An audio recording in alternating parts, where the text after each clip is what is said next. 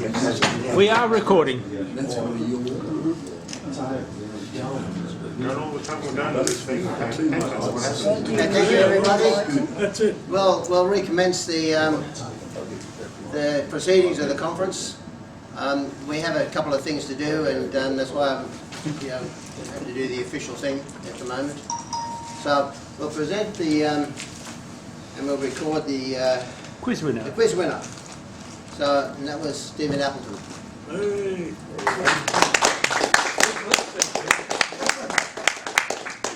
He's happy now.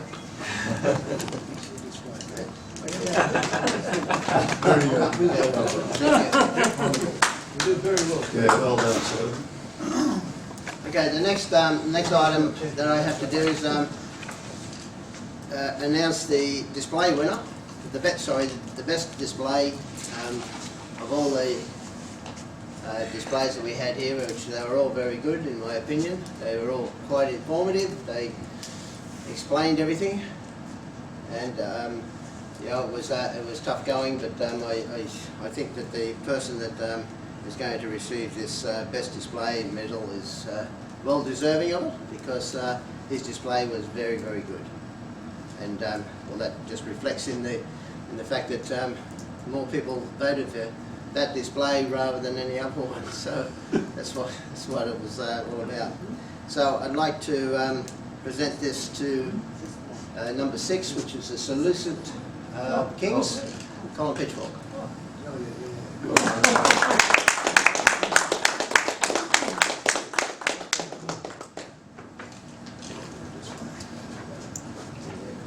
I'll do it again next time. Part 2. Look at the picture. Look at the picture. Sorry, did you get a picture of me? Hold the camera. Hold the Do thing. your tie, Colin. Thanks, Colin. Thank you. Thank you very much. Sorry, I didn't like Okay. to tie down. Right, my final Olympic, actually my final official duty is to present the Tom Handley Cup. Now this cup was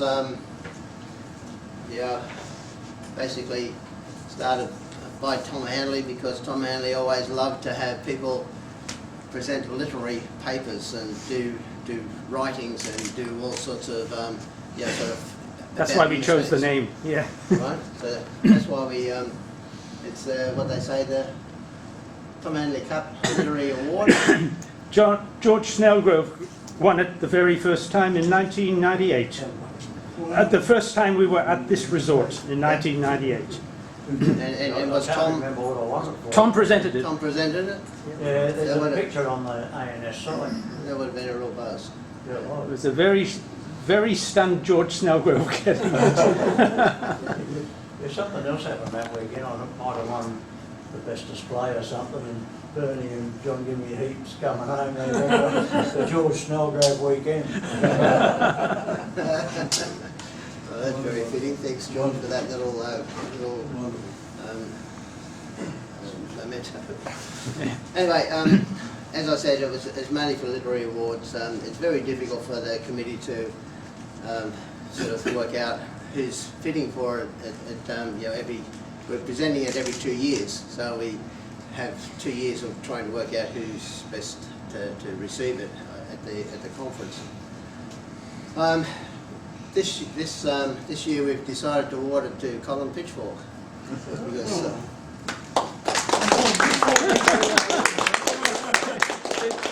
It's the Pitchfork weekend.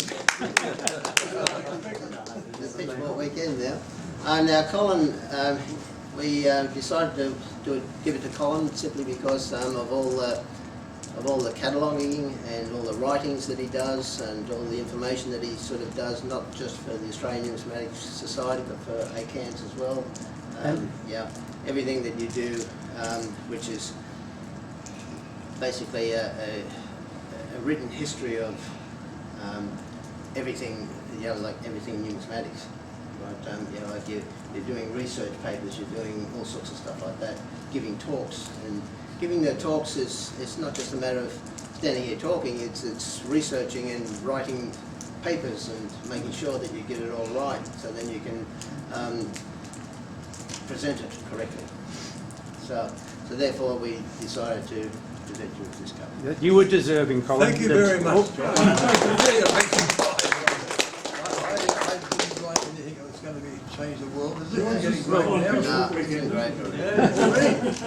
God, it's so big that wasted of time. Well, this is, what am I supposed to do now? Give it back? No, Thank you. Thanks, John. hold it up for the camera. You also have the bag that it goes into, Oh, I- something to They're carry around it your in. bag, okay. Your official bag.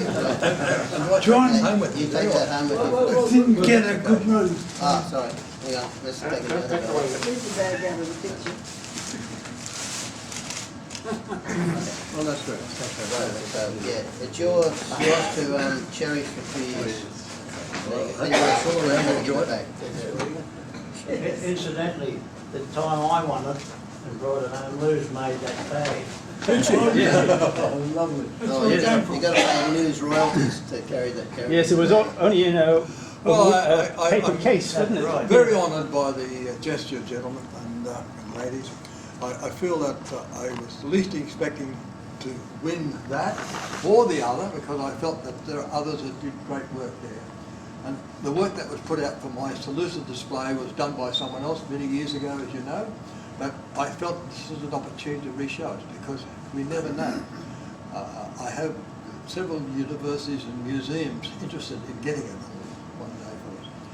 But I've got to find someone with sufficient money, and I think I've found that person. But anyway, that's another story.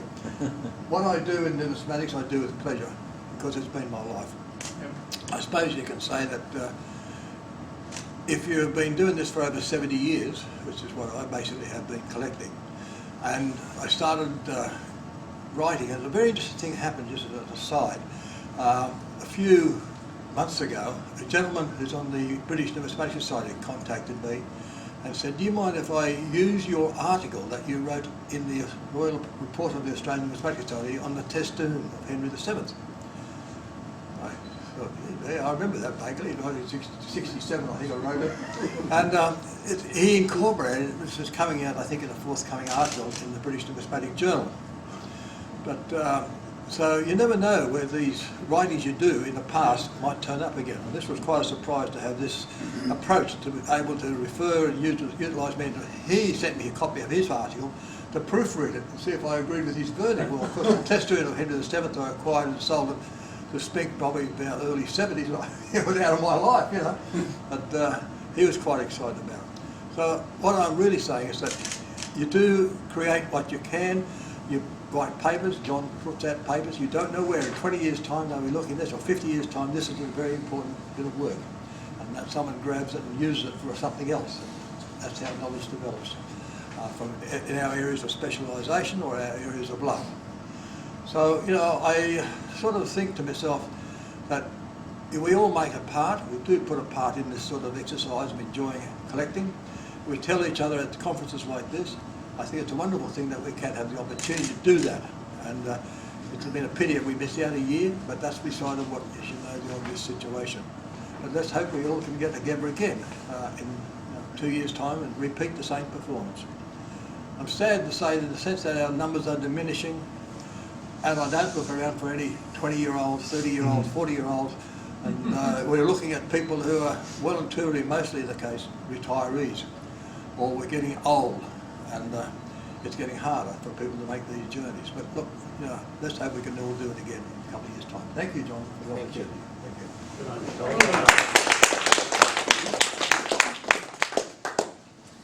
All right. Back to the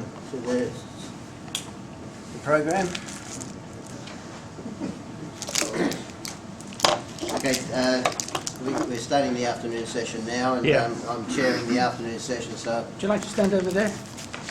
So I can get you without without getting you twice.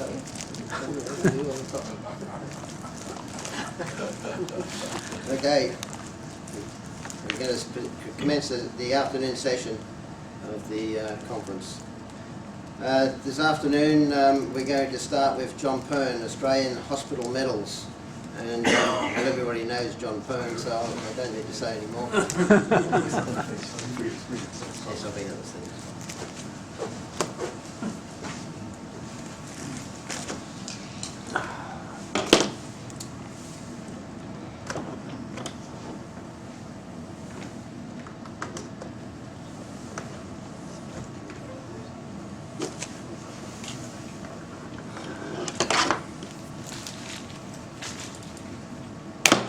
sorry.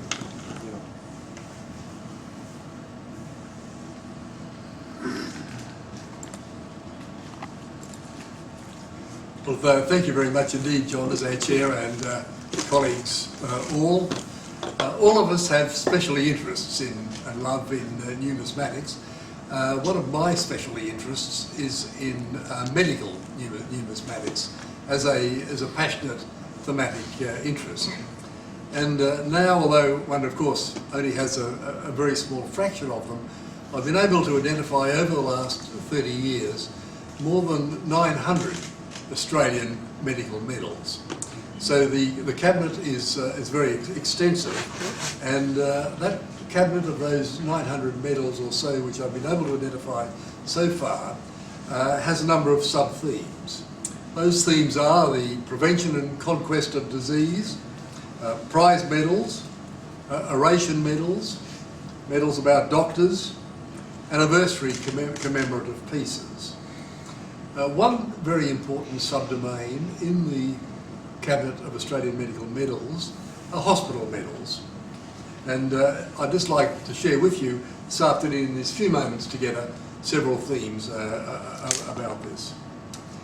The series of Australian hospital medals comprises Golden Jubilee medals of hospitals, centenary medals, for example in the Adelaide Children's Hospital Centenary Medal, publicity medals.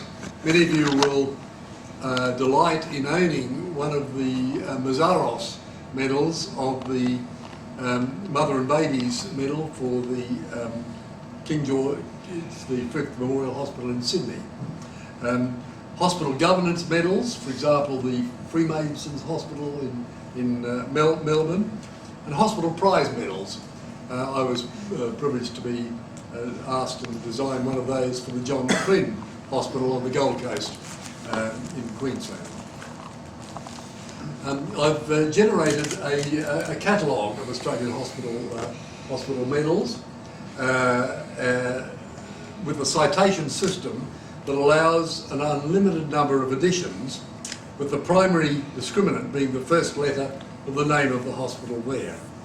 Each hospital is designated by a specific and unique alphanumeric indicator or designator, and within each hospital there's provision for 99 particular medals.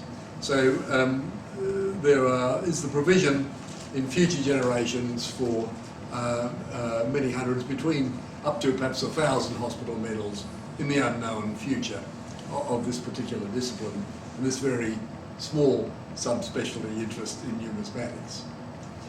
But what I'd like to do today is just to present 3 examples of these sub-themes in Australian hospital medals, really to illustrate the diverse range of themes.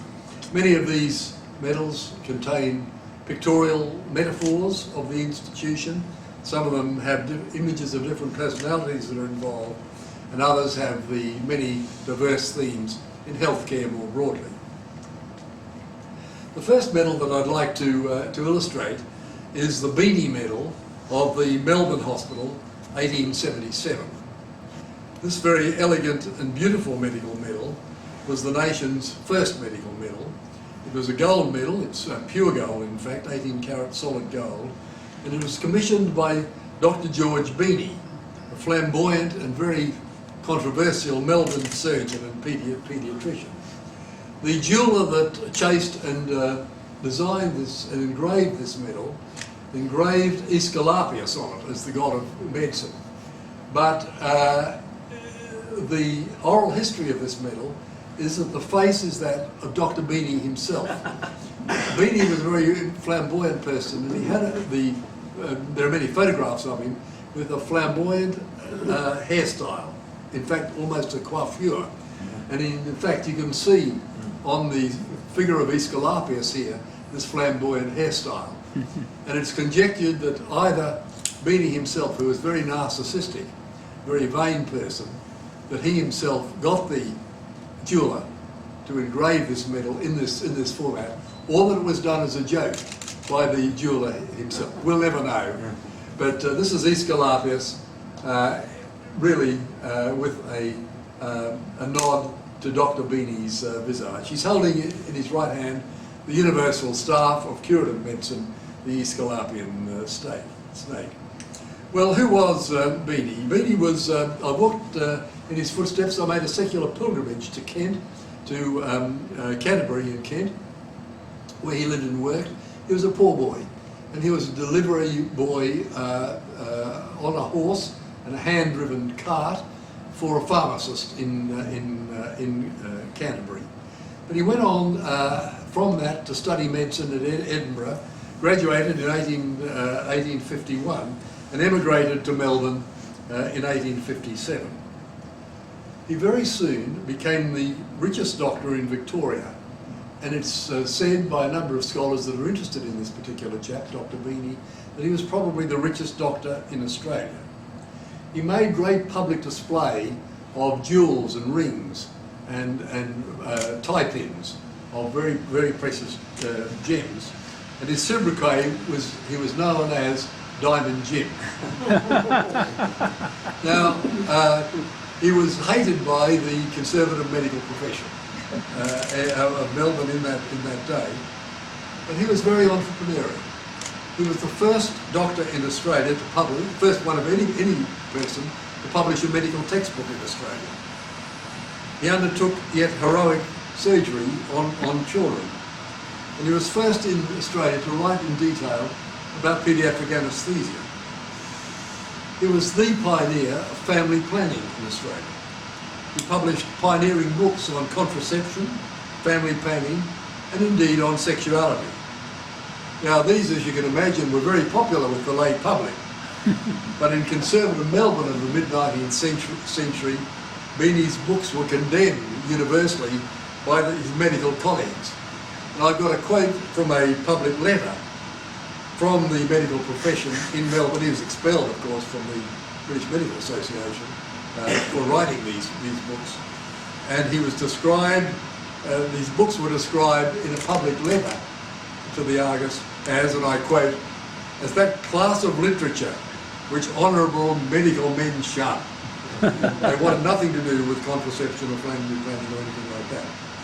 Now the Beanie Melbourne Hospital Medal, it's a Uniface 17-carat solid gold medal, as I've mentioned. It's suspended by a purple magenta ribbon, in turn held by a chaste 18-carat gold suspenders, as you can see there.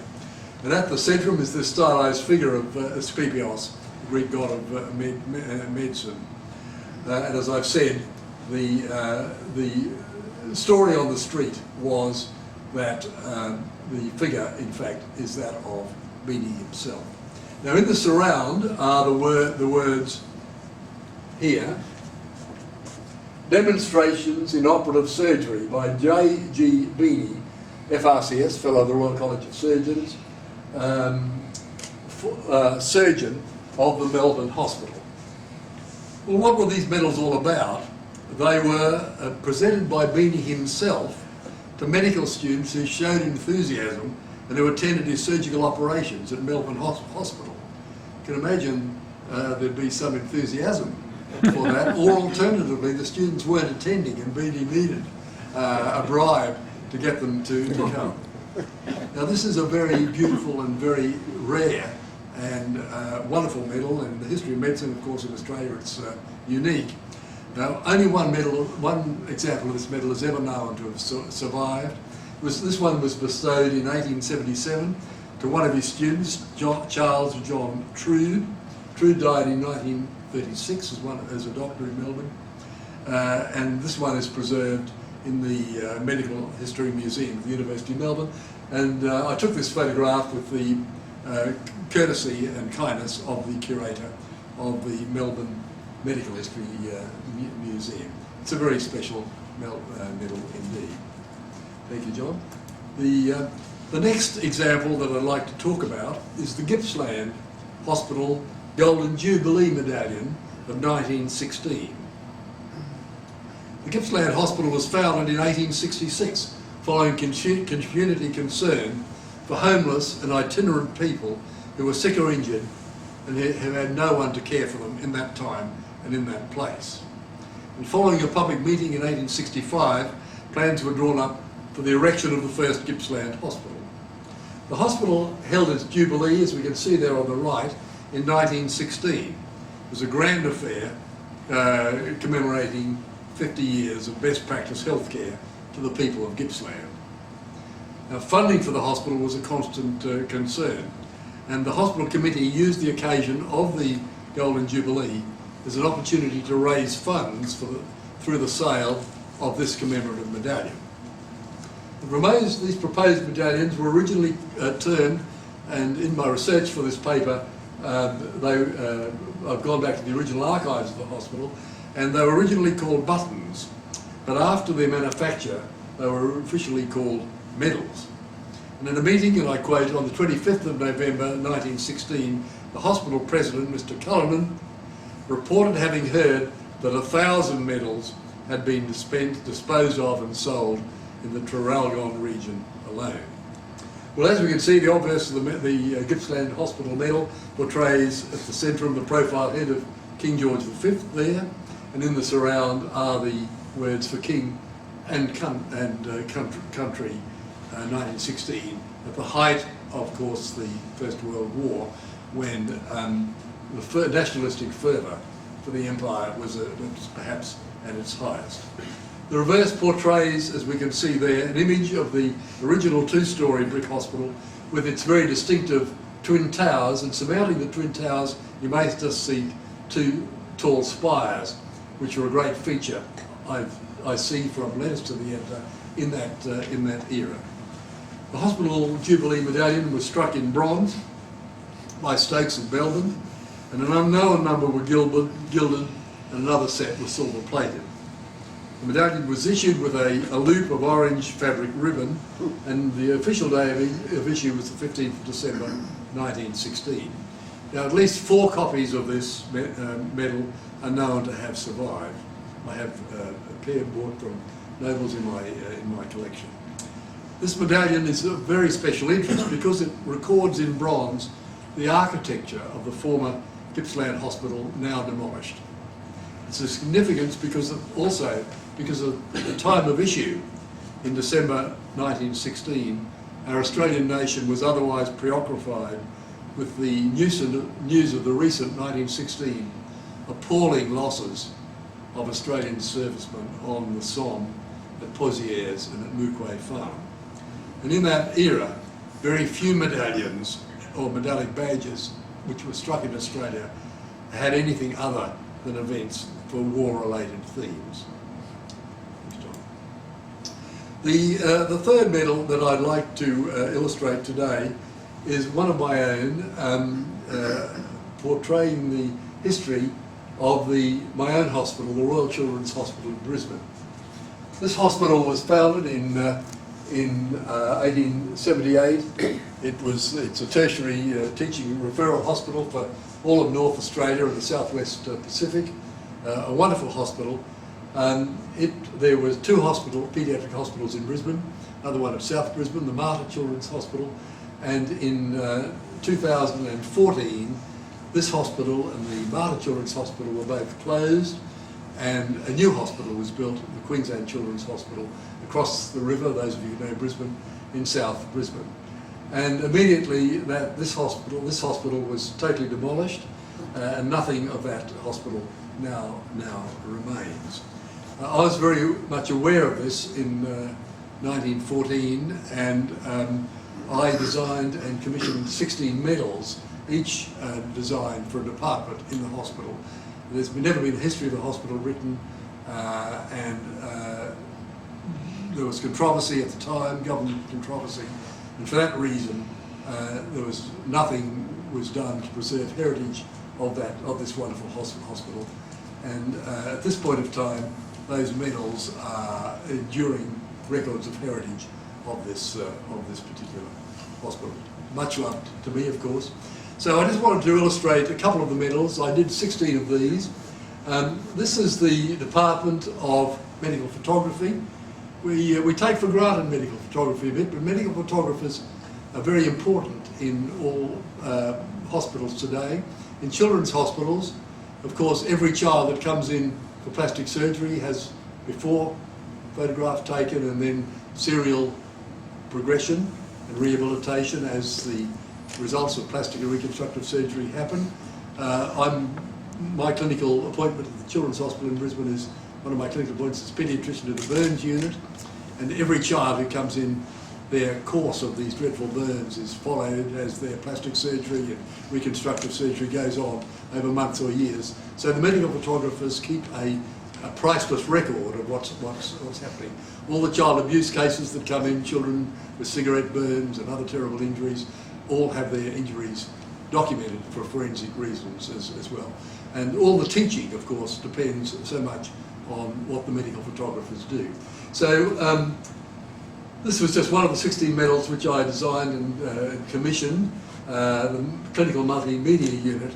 And for this, I've used the metaphor of the evolving processes of medical photography. On the left-hand side is a camera first used in the late 19th century for recording wounds and so on. In the middle is a famous portrayal from a book by Vesalius. Vesalius in 1543 published a textbook with the anatomical drawings of the human body. Until that time, there were many mistakes in anatomy because there was always controversy about the section of the human body and so on. But this book was called The Fabric of the Human Body. The Latin word for fabric is fabricia, F-A-B-R-I-C-A, and the book is always known as the Fabricia. And this is the famous drawing of muscle man from the Fabricia. So I've just used this as a metaphor for the recording of the human body, but of course in post-Renaissance times. And as we progress through the history of photography, we come now to the way in which modern photographers record things. That's by a chip, and that's a chip. So all medical photography now is recorded on a digital chip. Digital, John? Digital chip? Microchip. Microchip here. So that's what that is. And the Latin around the circumference reads Colitur ars, ut retinatur humani corporis imago. Those of you who know Latin will know that this is the subjunctive verb. Colitur means to cultivate, develop, preserve, promote. May the art and science of medical photography be promoted in order that the fabric of the human body be preserved. So that's what the Latin surround. What diameter is that made? It's 60 millimetres by 5, 60. 60. And the medal that each of you have from today for the World Conference of Medical Librarianship, they're all finished in 24 karat gold. That's so that they won't tarnish. And so these 16 medals are finished in this same form. Thank you, John. This is the picture of from Vesalius, his famous illustration of the Fabricia. It's been used in countless times on posters for conference promotions, a whole range of things. John, if we could just go to the next one, and it's this next one is another illustration of the common obverse of these 16 medals, which I've done to preserve a little fragment of the history and heritage of one particular hospital. This is that former hospital, now destroyed, the Royal Children's Hospital in Brisbane. This is the heraldic crest of the hospital with its logo, healing, teaching and caring.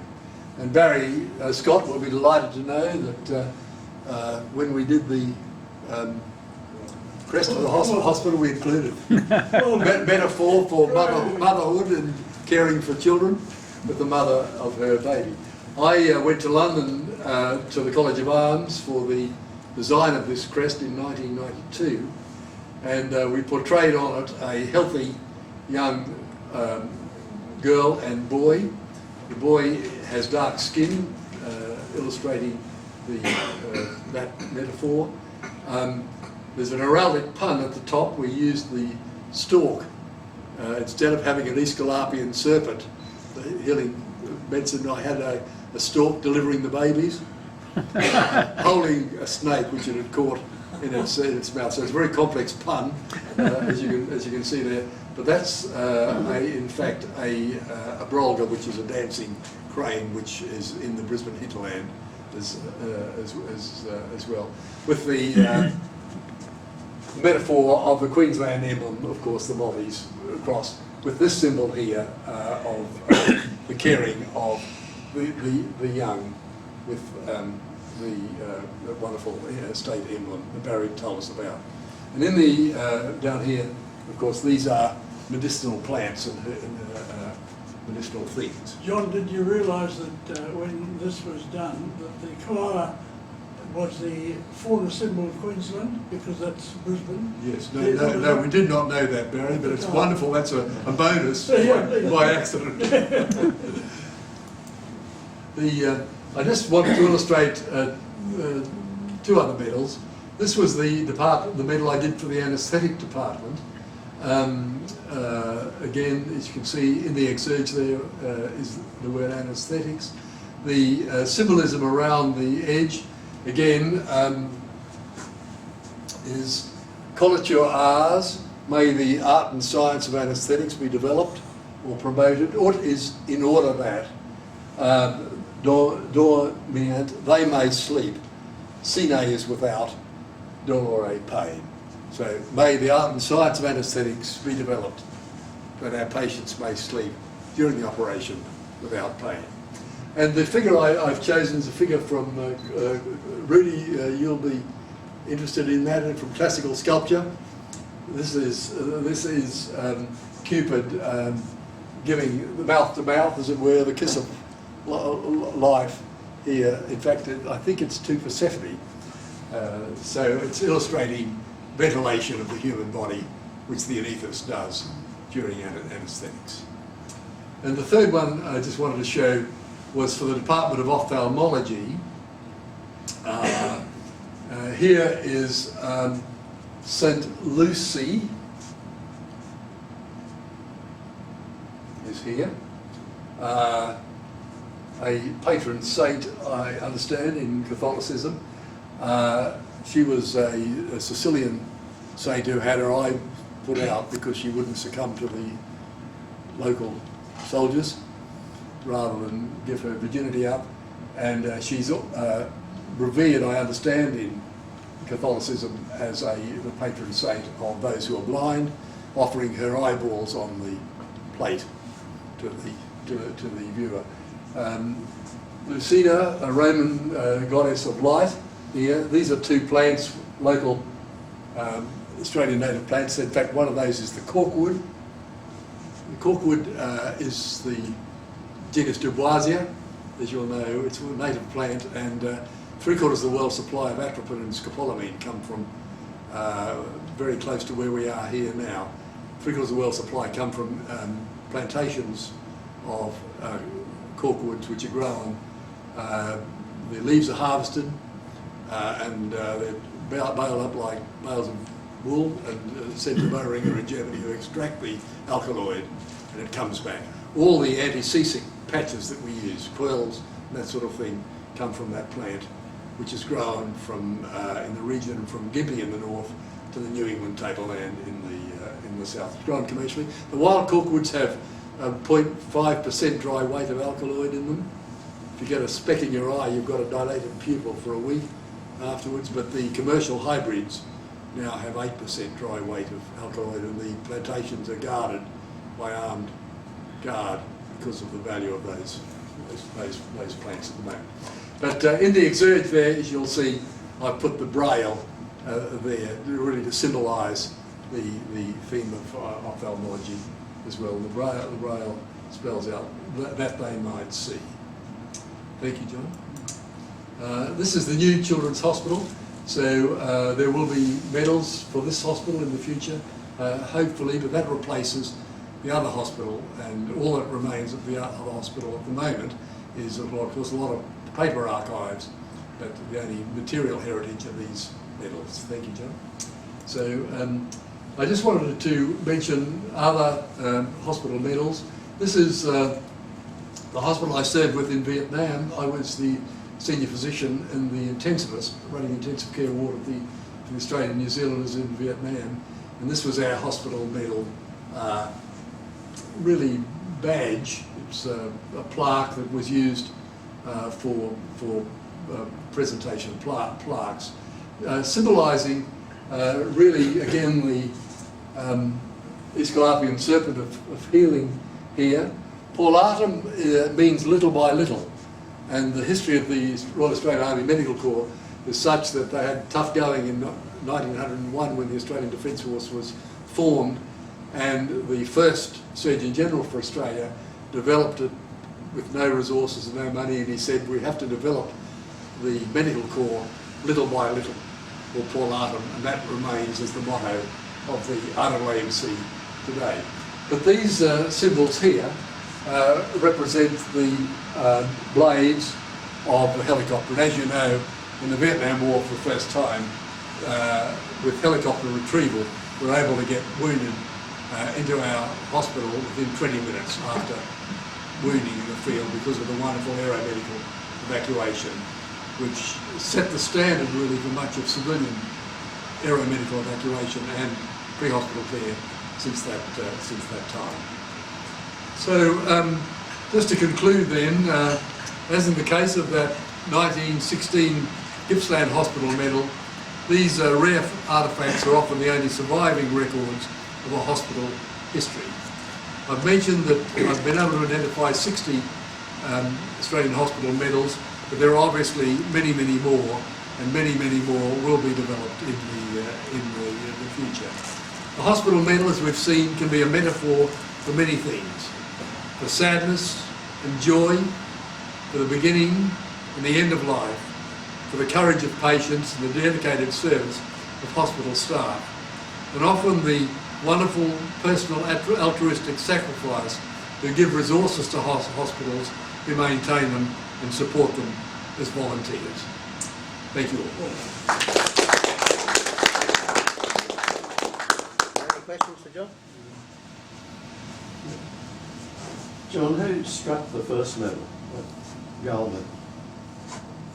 It was struck by a private jeweller in Melbourne. I don't know the name of that jeweller. I've never seen it recorded in any of your... One other thing, with all those medals you're designing, have you got room to put your letters, you know, like JP on it or something? Well, I don't, these medals aren't given to me, I give them to other, to members of other You're people. designing them. And you should have. Yes, you have. No, I've never done that. Yeah. Then future, unless they've got the reference of your writing, you would not know who made them. You should put the It initial. should be on there, but he won't be in it. Just to They can be, discredit. they can be disguised as well. Yes, well that's interesting you say that. Remember I gave a paper to the Yes. Society called Secreto in Numismatica, secret messages on coins and medals, and there are wonderful secrets, and I have put in fact a couple of secrets in a couple of the medals, little fun things that have only known to me and so on. But it's fun to do that, but I've never put my initials or anything like that in. Perhaps in the future then, with your exhortation. Well, I do believe that all designs and medals, some way try to signify who manufactured it, who made it, and who designed it. You have it on coinage, you certainly have it on a lot of medals. Your medals are important. Thank you, Ron. I think 100 years ahead we were talking about John Byrne over there. What did he do? We don't know. We have no record. Very good. Yeah, many years ago, at one of the club meetings in Brisbane, when we first came in contact with John, might have been a bit after he came along, and we were talking to him, and he says, I'm in the process of cataloguing as many medical medals as possible. And we said, that would be good. And I said to him, how many have you got so far? And he says, I have 5. We looked at each other and think, okay, good luck with that. Just think, I know that might have been 30 years ago, but But just think of the enormity of what he's collected Yeah, since. yeah. It's a great credit to you, John. Thank you, George, for mentioning that. The phrase which I often think about this is a tiger by the tail. And all of us know that in our own specialty interests. So I remember, as you've said, George, I remember when I had 70 medals, I thought this is worth a booklet. And when then I got up to 300, I thought, well, perhaps a book. Yeah. And I'm now up over 900. That's I right. don't have them all, I hasten to add. A lot of them are unique Because medals. he was fishing from us in our collection, what we had. Yes. Good on you, John. Thanks, John. Right. Okay, next, the next speaker will be George Snodgrove. Oh, oh. Well done, George. George is going to talk about in the process of getting it right. That's right. It's good to get it right, I reckon. Process of getting it right. I Almost think you'll want to impossible. have the camera.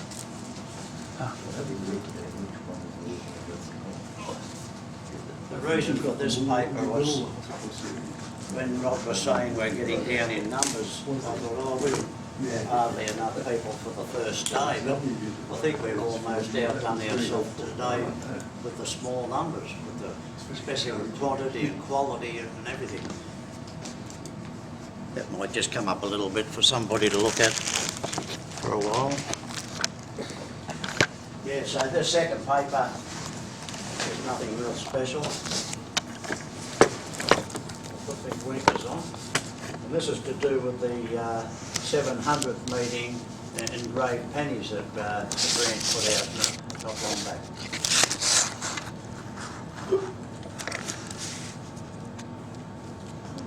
It just shows you the problems you have with your medalist or the engraver. Okay, I'll read it for you. The production of the Queensland branch's engraved pennies to commemorate the 700 meetings of the branch is pleasing, with members quite satisfied with the final result. And I'm trying to speak up because somebody chipped me today about being too quiet, and I've had this comment before, so I feel like I speak loud enough, but anyway.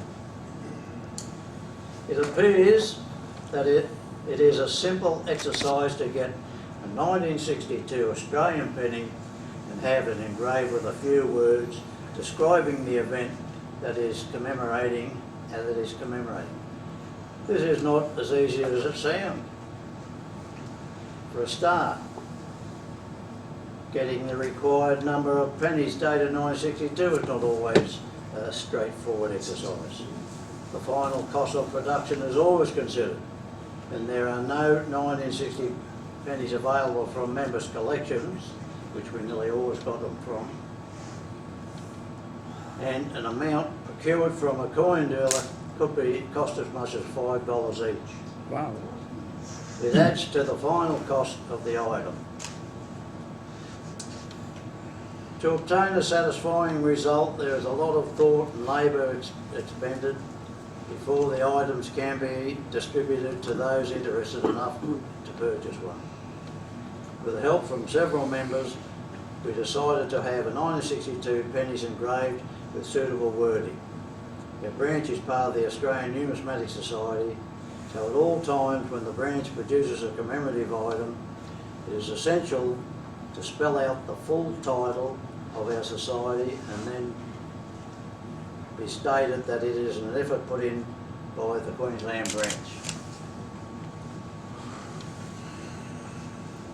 Most members will be familiar with the engraved pennies from previous commemorative efforts, such as the 500th meeting pennies, produced in 2004. In 2012, 3 types of engraved pennies were produced commemorating: 1, the 600 meetings of the Queensland branch; commemorative dinner penny for 50 years of the Queensland branch; a combined 50 years with 60 meetings on the 1 penny. At all times, it was endeavoured to keep the original date on the 1962 pennies as clear as possible. And of course, 1962 was the inaugural year of the branch Queensland, which was called the Brisbane branch, but finally Sydney gave us permission to call it the Queensland branch.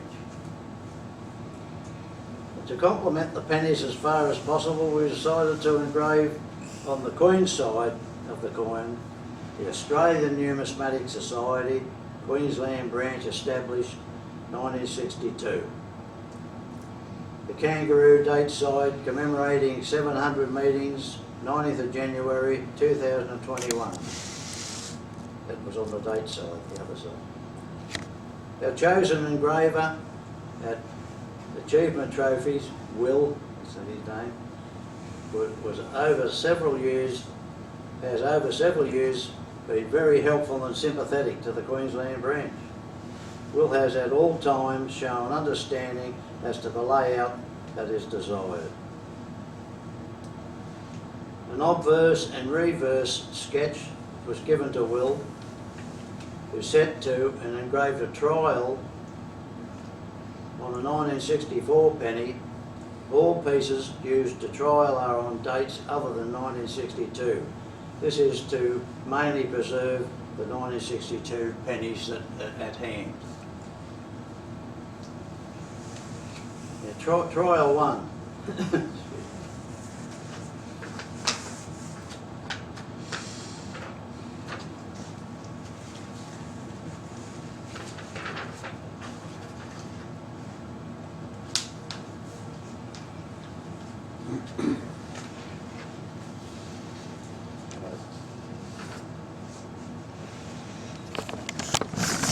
There's a bit of a viewing either side. That's a double-sided trial, that one. That's the first trial. The engraving of these pieces are subjected to examination by the branch's scrutiniser. I can't recall his name at the moment. And it was pointed out that the wording on the Queen's side was not quite in the centre. There we are. So it's all a little bit too far this way on the Queen's side. I call it the Queen's side and the Kangaroo side. And the other side of it is the trial 1 reverse. The Kangaroo was not as required. And Will set about altering this side until the scrutiniser was satisfied. There we go. For a start, the word commemorating needed to be larger. Top. The 700 needed to be larger. And the date needed to be on one line instead of in 2 lines. And it all needed to be centred.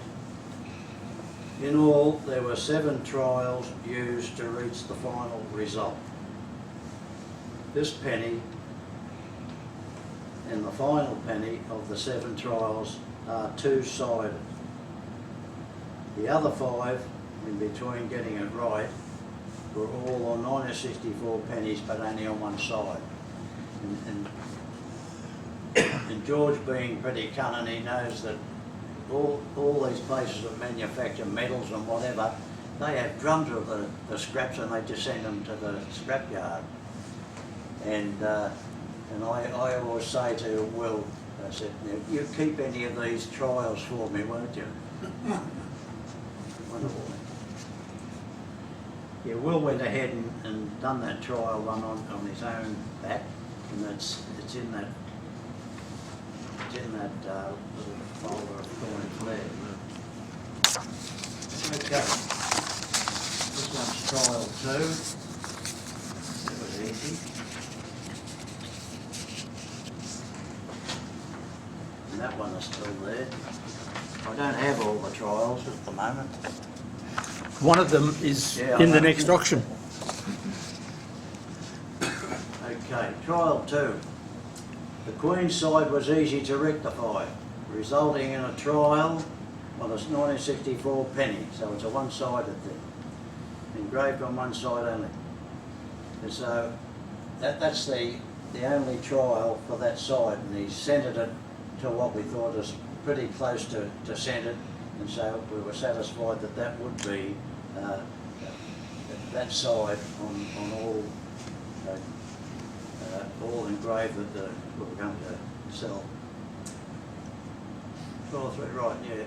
Now trial 3 commemorating was made larger, the 700 was made larger, and the date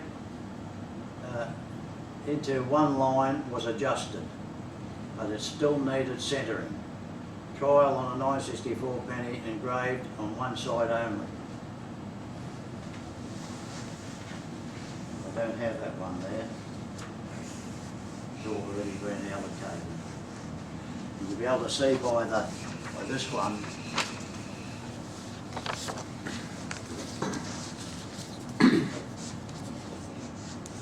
The commemorating was fair, the 700 and meetings, and the meetings were sitting down onto the date, and at the bottom there where the date was in one line, but it was sort of too low. So we said to him, okay. Trial pennies up above, or which I've got here, are engraved only on one side, and were all subjected to the adjusting mood of the computer. So by this time, after he called us over and we saw one, and Jerry Doyle and I were there, and we were saying, well, how about you get the commemorating over a little bit, and the 700 bigger, and they get that meeting up a bit, and bring the other up. And his computer wouldn't behave itself, because as soon as he'd make that 700 bigger, it'd affect the meetings. And if you try to bring the meetings up a bit, it affected something else. And I felt like saying to him, move over and let me have a go, because I have trouble like this with my computer all the time with images. And you've got to do all sorts of things. But anyway, I wasn't so rude as to say that to him. So here we go. 1, 2, 3. This is 3 others. It's over there. They're all on one side. And we were trying to get 4, 5 and 6 there. Show those if you will.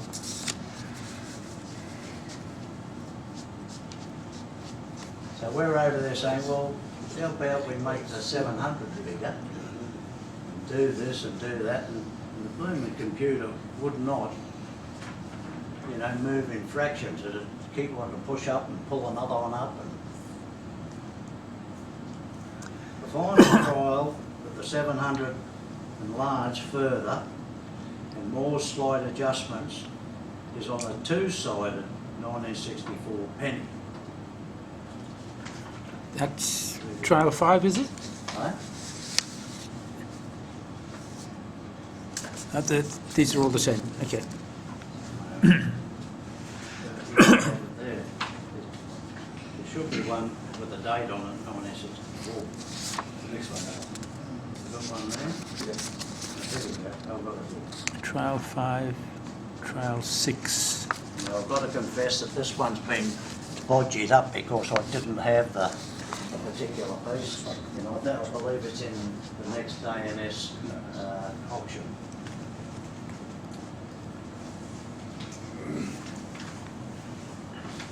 Yeah, so the final trial with the 700 enlarged further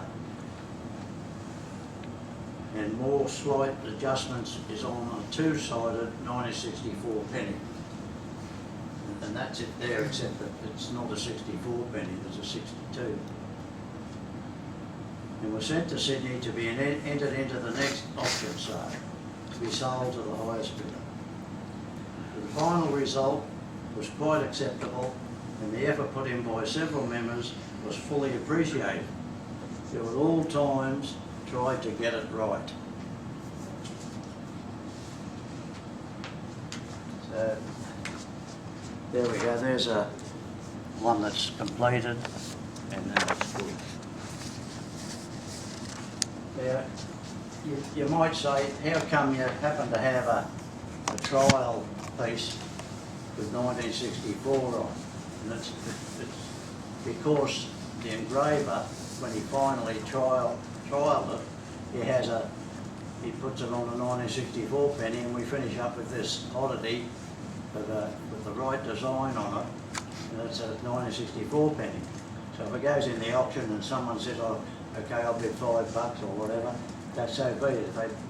If they bid $50, all the better, if you know what I mean, to try and help out with the cost.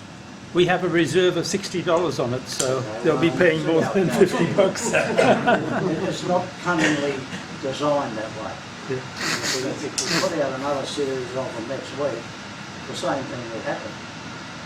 And I don't know how it come about, but in the page there, there's a good one with the correct date on it, and I think that Will have said, oh, well, I'll try it on a good 1962 penny now, and whether you could call it a trial or not, I don't know, but eventually it will probably just be put out and sold as a normal.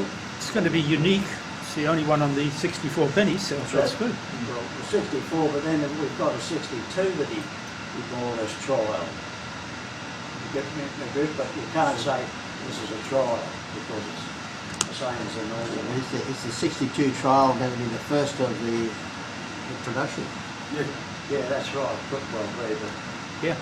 he'd believe you, and the reason to put them on the 64 or any other date, but if there's that many 64s, I always give them the 64, and there's no doubt that that's a trial that's on the 64. So that's how it comes about, and we try to be honest and open about it all, and as far as I'm concerned, there'll be no fiddling the books. Okay, that's about all I got on that.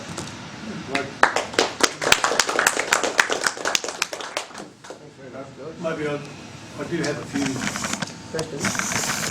Well, not really questions, but just a bit of advertising. I do have a few over there. If someone would like to buy them. Still got a few. I think we're just about out of the woods, aren't we? For $15. They're the real thing or the A trial? real thing. Yeah, Jerry, I think we're just about out of the woods, are we, for Pretty costing? good. Oh, yeah, Yeah, so we're pretty happy Yeah. about it all. There was a suggestion that we shouldn't be making money. Well, we didn't set out to make money, we just didn't want to be up Losing for any other costs. Yeah, you've got to cover costs. Yeah. It's as simple as that. Yeah.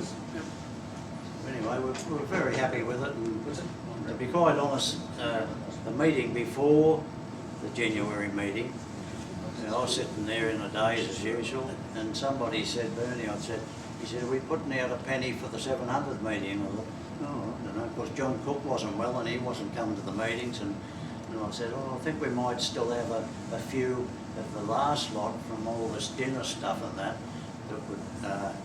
were clean and toned. And it turned out I had 13 of those.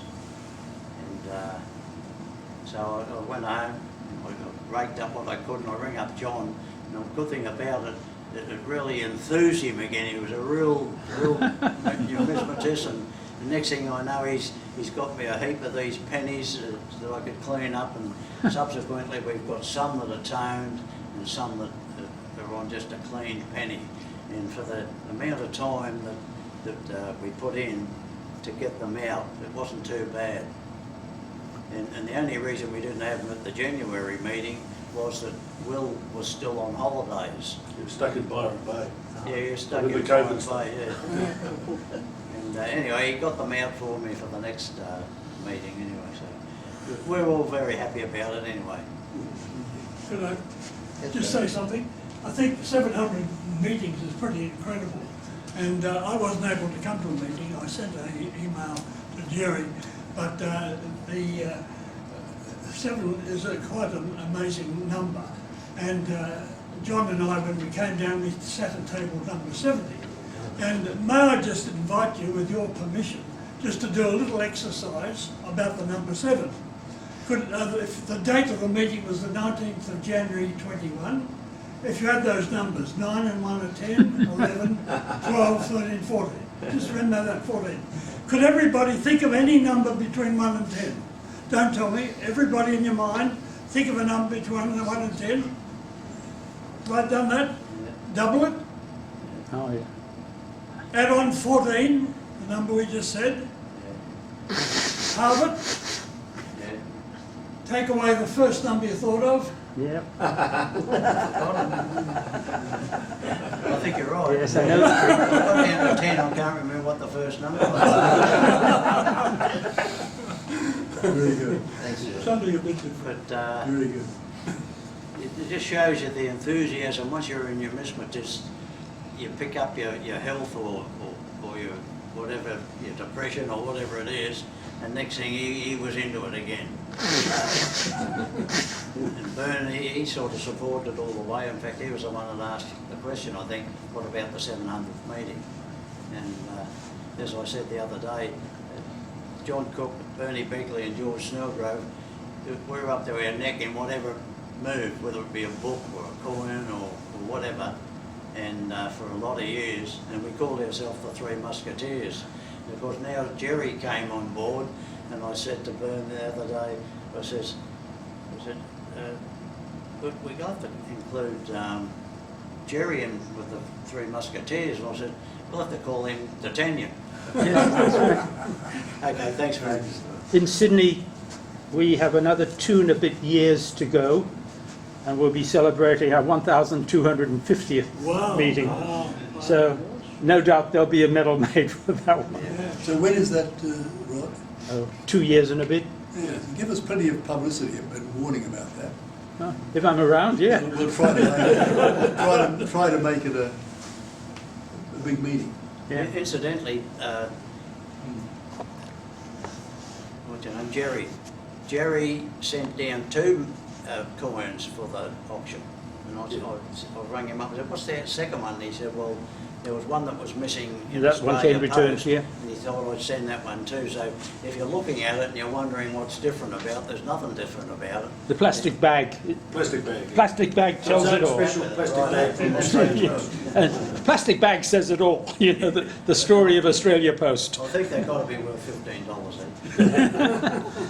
All right, listen, we're about a 1 hour ahead of schedule, so we're now scheduled to have our afternoon tea.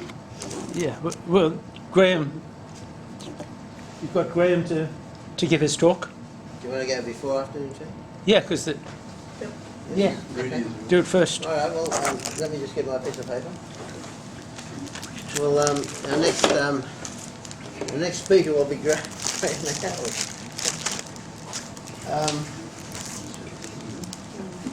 Graham's going to talk about the New South Wales Government Railways Ambulance and First Aid Corps. Here you are, Joe. These other bits and pieces here. Yep. I'll put these over there if you like. Okay. Yes, yes.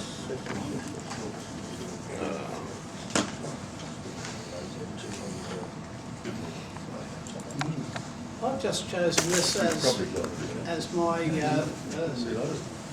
presentation today, and it's all because of my father. My father worked on the railways, and he was involved in the first aid movement as such.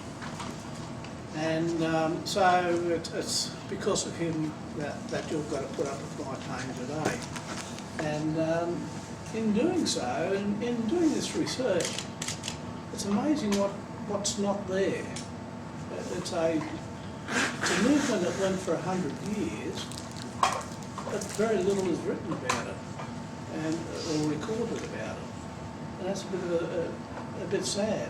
And trying to find specimens is just as hard because they come in dribs and drabs. There's never large amounts of these badges showing up. And I must say that occasionally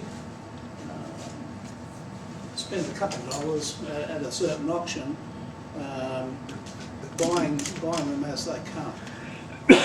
And unfortunately, they can be a mixture. The names on the back are of different recipients. It's a bit sad. There's some information on them. But anyway, let me talk about the New South Wales Government Railways. I'll read a few notes first, if you don't mind, if you bear with me. The New South Wales Railways Ambulance Corps Well, it was formed on the 19th of August 1885. The first of its type in Australia and possibly the world, by Mr. C.A. Goodchap, then the Commissioner of New South Wales Railways. The first three officers appointed to the service was Mr. Kirkley, Dr. Woodward, and the Commissioner himself, Dr. Goodchap, or Mr. Goodchap. These officers were charged with the initiation of the movement that had brought the Ambulance Corps into existence.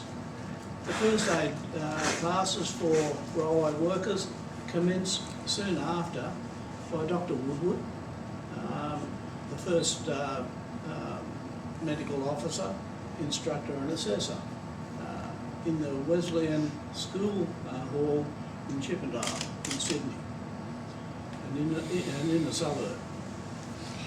At this time, Dr. Morgan also operated the first classes in Newcastle. So they didn't muck around. They formed this movement, and they then started the classes very soon after because they could see the value of it. First aid classes for railway workers commenced, from these first two first aid classes with 33 qualifying members, this service continued to grow over the years with more than 76,000 railway employees having been recognised as being proficient in the applying of first aid to those in need. The Railway Ambulance Corps conducted first aid training classes for railway staff in many metropolitan and country centres to ensure basic medical treatment could be provided to ill or injured employees and members of the public. My father, he had to go to a few tragic accidents involving rolling stock, so they were in great need and they really had to face some terrible things, as well as putting a band-aid on as well. And so it was quite a varied area of medication was required, or just help in some way to both the public and also to the railway workers themselves. The Ambulance Corps also maintained medical equipment throughout the railway network, including stretchers and first aid chests. At major centres such as the Everleigh workshops near Redfern, the Corps always maintained first aid rooms. Obviously it must be a great place to have a few accidents there, for them to have a room especially for that. In 1926, the Railway Ambulance Corps numbered 10,188 members, and 226 classes were conducted in that time. That's quite a large undertaking. This initiative of first aid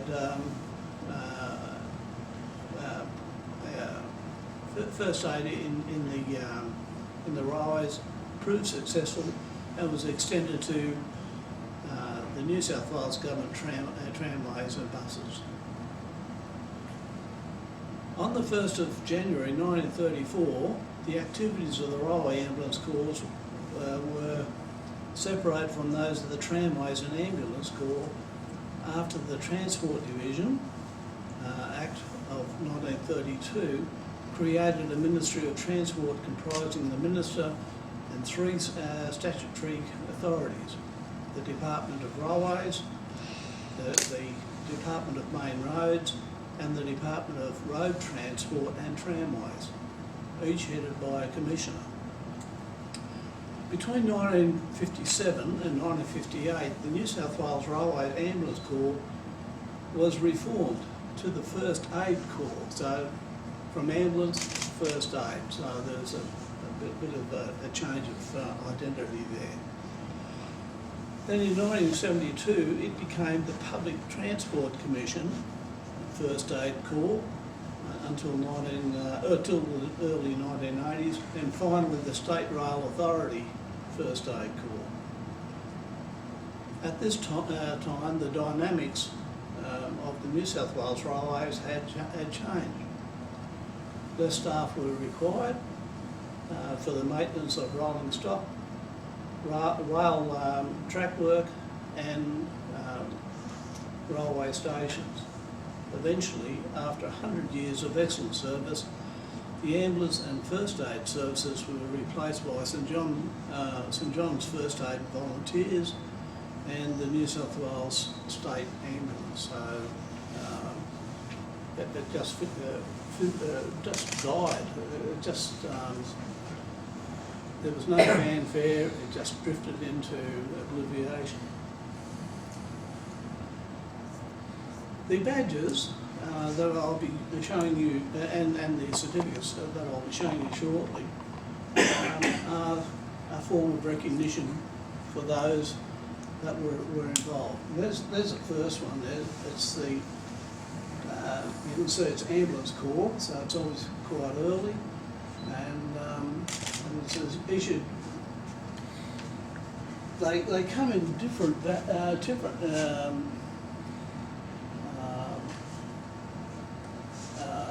awards. This one here is the gold. To get there, you've got to go through a couple of other steps. So obviously this fellow has done quite well. He was quite keen on offering his first aid. But the first aid, the first forms of recognition for those who successfully completed this first aid course were through certificates. In later years, these certificates were supplemented with sterling silver and 9-carat fobs and badges. Through many surviving medals, it can be seen that each ambulance or first aid corps officer was required to successfully complete several refresher examinations. Ambulance officers were also encouraged to be involved in first aid challenges and/or competitions throughout the state.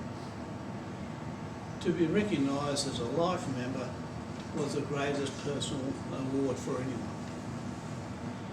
My father, John Caldwell Howard, completed all of the first aid examinations and was awarded the appropriate badges, plus one extra day added to his existing holidays. That's what he was really aiming for, just to get an extra day off work. And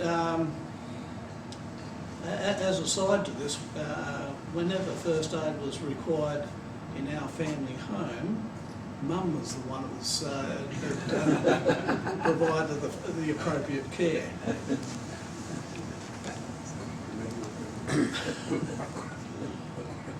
The ambulance or first aid corps certificates changed their formats on several occasions over the long history. The earliest badges cited by myself were in 1912. I could not find anything earlier than that, and I'll show you those soon, pretty soon. The manufacture of these awards. This researcher has only found one small New South Wales Ambulance Corps Silver Cross in 1928, marked as manufactured by Angus and Coo. And so every other badge that I've looked at, there's no formal recognition at all of who made them. The badges had provision for attachment to the awardee's lapel by several forms. By a pin, and there's several types of those, by a loop at the top, and the centrally located thread, there's a screw behind that you could put into your lapel bag, lapel of your coat. The badges came in four forms. A large cross, a smaller cross, circular, or a bar. All badges identified the person who received the award, the level of success, and the year of the award. Some of these examples are as follows. Well, this first one, you can see where and this is a large cross, 36 millimetres. They obviously got the cross early in the piece, and they proved their efficiency on two other occasions. My understanding is, after the second bar, they then are entitled to go for the gold award, and that's what you've seen on that very first certificate. So these were sterling silver, and for the number that were issued, that was a great commitment by the government to offer these out to quite a number of people, sterling silver. But in 1924, things changed a little bit. If you go to the next slide, that one there is a smaller cross. It's only 27 millimetres, exactly the same as the previous one. But obviously, inflation must have stepped in or something. I don't know. But the cross became smaller. It did identify itself as a railway ambulance, so just keep an eye on that at the moment. To the right there is obviously the gold award. So this particular chap, Mr. Creek, I should say, went through the two silver awards before he then went for the gold award. Each of and if you go to the next one, no, I've missed it. Sorry. It'll show up in a later one that the names are on the back and the word efficiency or past and their date. Eventually those crosses, okay, we'll stick with this one here. This one here is it's a Railways and Tramways ambulance corps, and this one here, this image actually came, I got through the Dixon collection in the State Library, and it shows that it's efficient. It's got Mr. Dunn there, is his name, but to me this is quite unique, I suppose. That's actually got the day that he got the award, not the year, but the whole bit. And that really surprised me. And obviously you can see that it's got a lip at the top, just so that it could be attached to your lapel on the end of a not string, I think ribbon or whatever is there. So that one there is again, we've got tramways involved in this particular one here. Can you go to the next one? This one here is where they become a life member, and 1926, and 9-carat gold.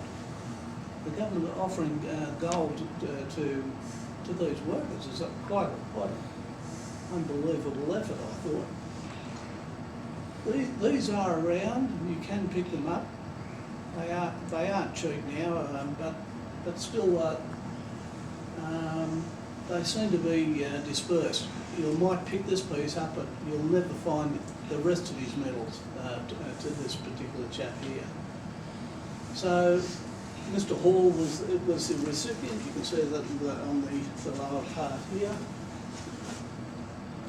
The New South Wales emblem in the centre there, and again it's got the loop at the top. Next one. As I said, in 1934, there was a bit of a change. And so the railways still continued on with their awards, but one of the other departments were involved as well. And this one here is the road transport and tramways in there. And these particular ones, I find them quite pleasing to the eye.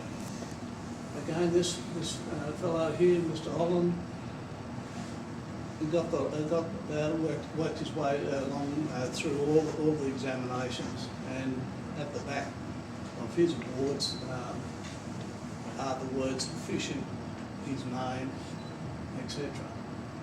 You go to the next one, yeah. They also had these bars, 35 by 10, road transport and tramways, and I could only get the second bar. Where the first bar has gone, I don't know. But to me, there's a chap there offering his first aid. There's two images that you'll see along the way. You go to the next one. This one here is where they've offered the first aid, but now they're carrying him off. But that's the New South Wales Railway one, and that there's the first bar, the second bar, and obviously the gold award at the end. So next one. Later in the piece, they then started to offer these round ones. Why I don't know, whether it just suited their lapels a bit better or not, I do not know. I chose these two from my collection because I know one of these, you can see it's got the loop at the top, where obviously this one doesn't. It's either a pender at the back or another form, a screw form. And then you can see they're 20 millimetres. Next. This one here, very similar to what we've seen before. That's a life member, 1958. And you can see the New South Wales government has issued this, and the railways there. Next. There was a change. I think that the politicians had nothing to do, so they offered it to change the name of the railways to the Public Transport Commission, and so that was reflected in the badges there. And the only one I could find there is a second bar there. But again, they're carrying the fellow off, either dead or alive. I'm not sure. Next. This one here is the Public Transport Commission, and it's only because you only notice the difference in these parts here. One thing I did notice on collecting these is that enamel that's green here, there are they come in a form of black, red, or green. And that remained all the way from their very first types, the first round ones that I found.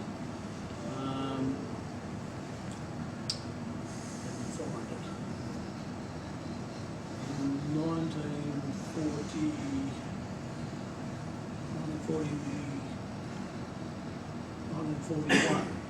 1941 through to 58. Well, and beyond.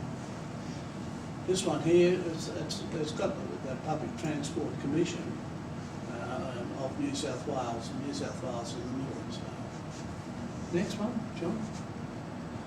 Again, the Public Transport Commission of New South Wales, again, the life member there. And this one here is the State Rail Authority. Same thing. But what I'm trying to show here is that what seems the same is not the same. There's always these subtle changes, and the later ones, the State Rail Authority ones, are not so easy to find. Next one.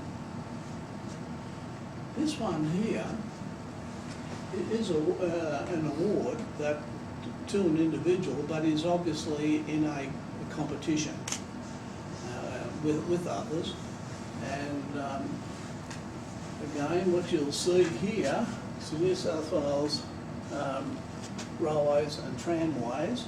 So that's telling me that it's between 1912 and at least 1932.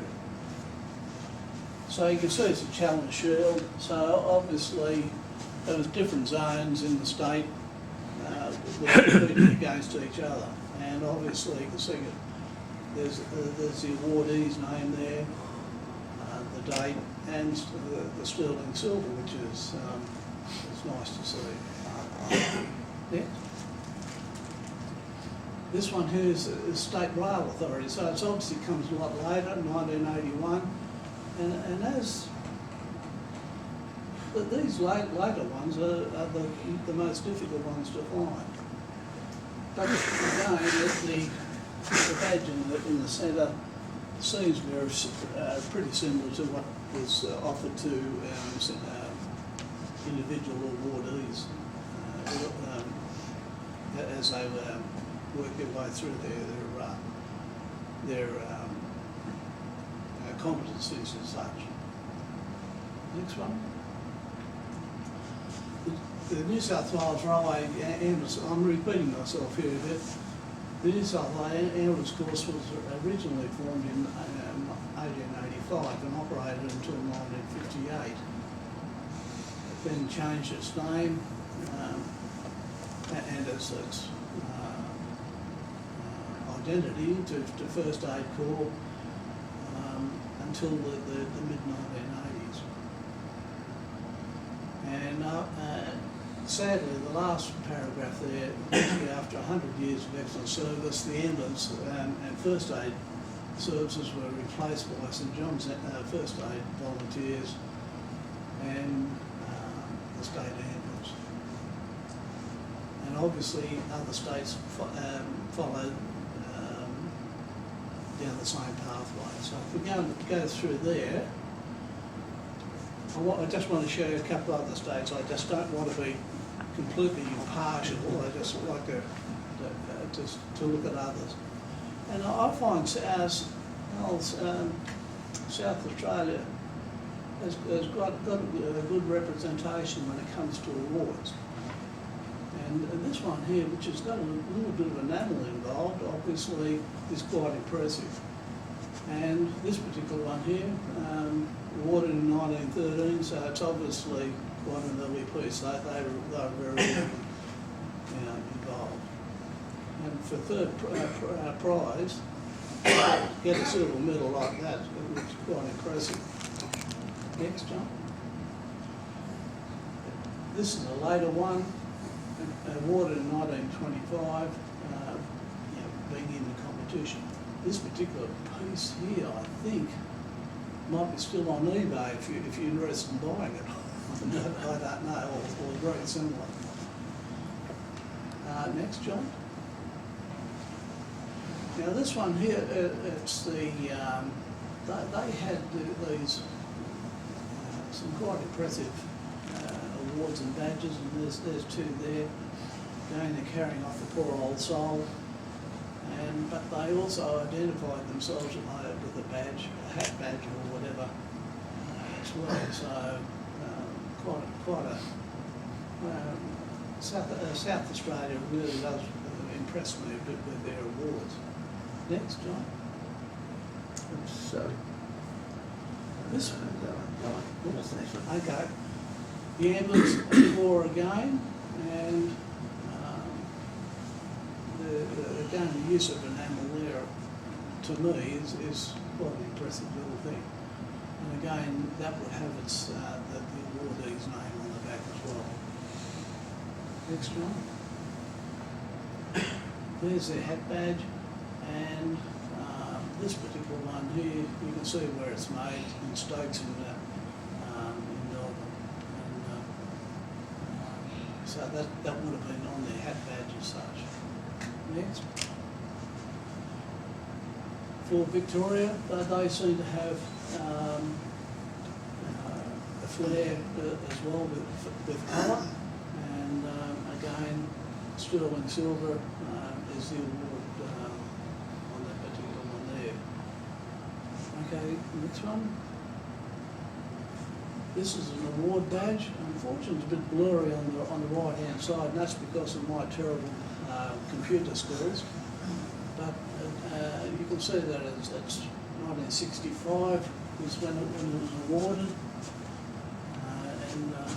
Well, I don't think I've got the other side on there. Just turn that. No, I haven't.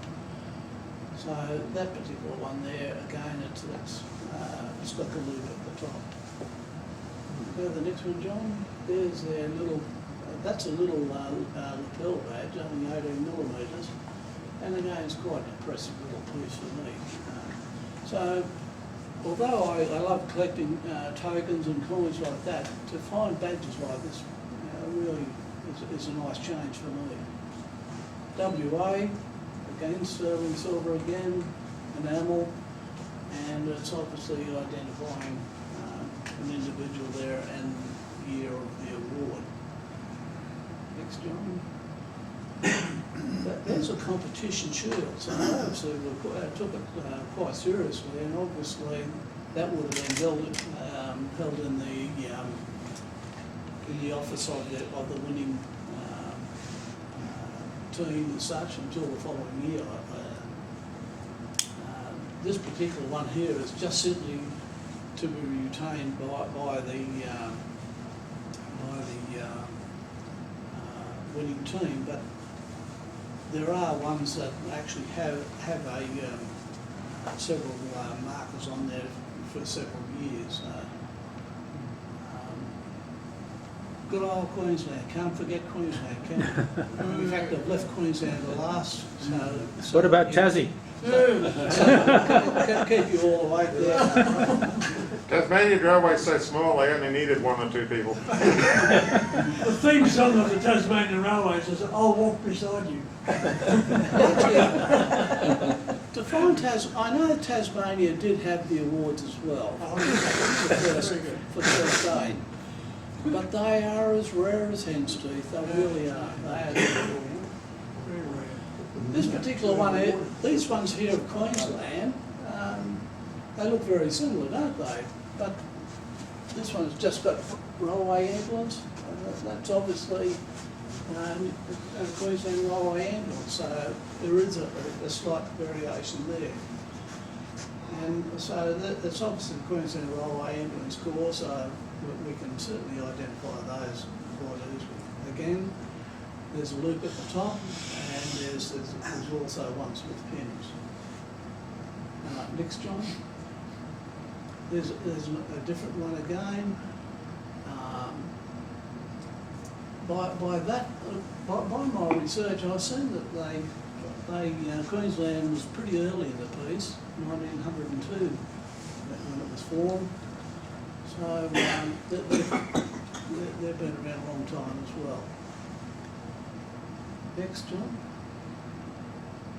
Okay, this is actually is still on eBay if you really want to spend your money. $125 that it's on offer for. But again, it's a hat badge, and that's the Queensland Ambulance Transport Brigade. So I'm assuming that is the last identity for the railway ambulance in Queensland. Next one. And that's it. You can see there, we're at the end of the line. So, look, I've gone down this journey because it was a bit of a challenge for me. I knew very little about railway badges, and so it's that, and also my father's heritage, I suppose, that you've had to suffer with my little presentation today. But it's amazing, in numismatics, there's so many challenges you can take on, and they can be quite pleasurable, and you do learn a lot. And that's what I've learned here, and I'm hoping I'll pass it on to you as well today. And hopefully you're still awake. Thank you very much. Question time. Not too many questions, please? No, it's wonderful. It's a great pride always in the first aid of the ambulance corps.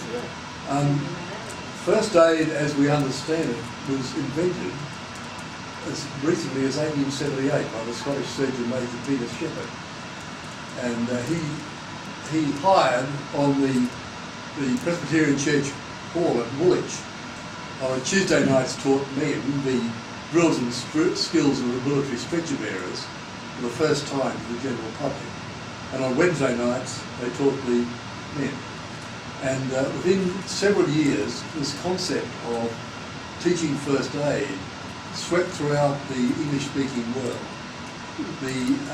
And in Australia, it was brought by Lord Brassey, who became eventually Governor of Victoria.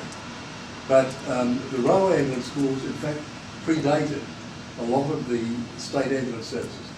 Actually, the Queensland Railway Ambulance School was founded in 1892 and predated the civilian ambulance service, and predated by Queensland in 1848 the St John Ambulance School. So enormous earlier origins. And the national competitions for the railway ambulance workers were held until the early 1980s, and there was great morale there with the champion teams from each state coming together for first aid competitions. Your father may well have competed in some of those. Well, I know who came last in that competition, if my father was involved in any of them. Now there is a Woodward medal.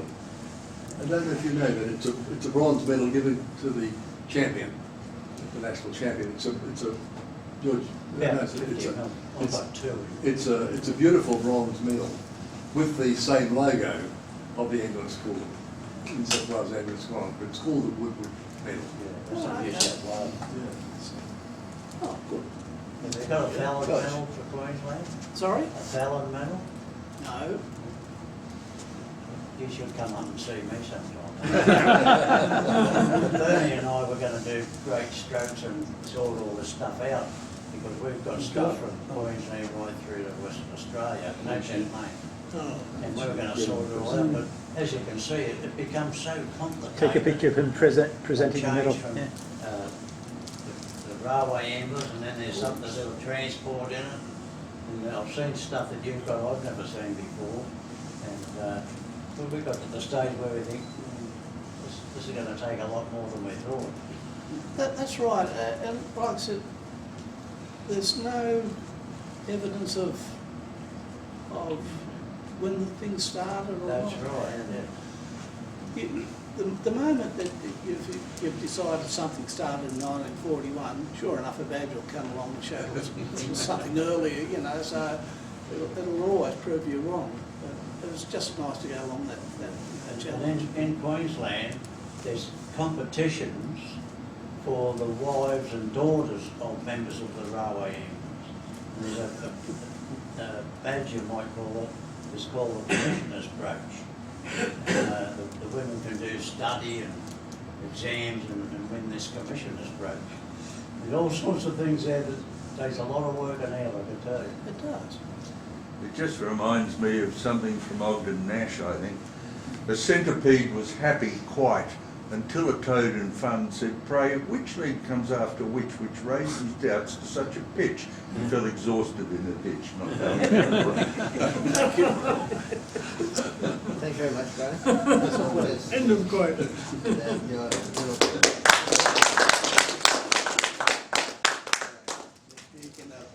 you can have it. It's yours. Oh, thanks very much. Thank you very much for putting up with this. Okay, Al Mack, he's from the Sydney branch of the ANS, the Sydney office of the ANS. New South Wales. Rudy's going to be talking about Bertram McKennell, and he's got plenty of photos and plenty of things to talk about, and he's the last speaker of the day, so you probably keep on going till about 5 or 6 o'clock. This is authorisation. Did you give him permission? It's all right. Phil had a word to me about it, and I'm going slow. Keep it simple and maintain clarity. So, Phil, Just be yourself. just if you do that, I'll calm down. Okay. Rudy, could you move it around because the corner is catching the... Yep, That's it. Good. perfect. Okie doke. I just, prior to us coming together, had a few words with Phil, and I think I need to revise some of the understandings I've got, in deference to Phil's attention that he's had to this matter. Yesterday was the 198th anniversary of Sir Edgar Bertram McKennell's birth. If he'd lived to now, that'd be a fine old age. 198, it's He doesn't look a day older there. He looks quite young. So, however, commemorations of the birth of somebody who probably should be viewed as, in many ways, a hero of Australian cultural life. But I don't think anybody, even as they move past the important public sculpture that he's created for Australia, as they walk past it, probably wouldn't have even known. And this to me is a sort of a, I mean, once I started understanding a bit better what was happening, I came to a realisation that, you know, I'm part of that group who didn't sort of understand, indeed, the home in which I lived. So, McKennell, his people were Scots. They came to Australia. He was born in Fitzroy in Melbourne. It's not quite Sydney, and it's certainly not Brisbane. He was sufficiently brilliant, as I would put it. Phil has identified McKennell after his kind of contact with the history as being an exceptionally good businessman and self-promoter. Is that your term? However, even that requires astuteness, skill, and a capacity to take opportunity when it comes to you.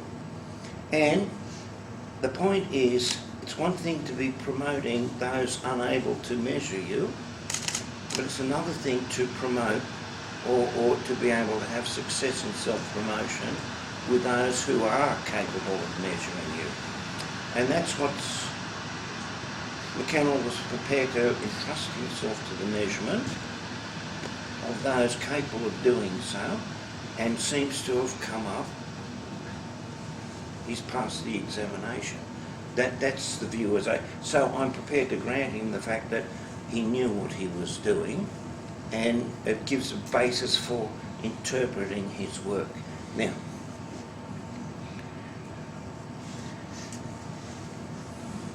what we're seeing here now is the statue of Queen Victoria by McKennell, but it's in Bangalore in India. Here's a better picture of it.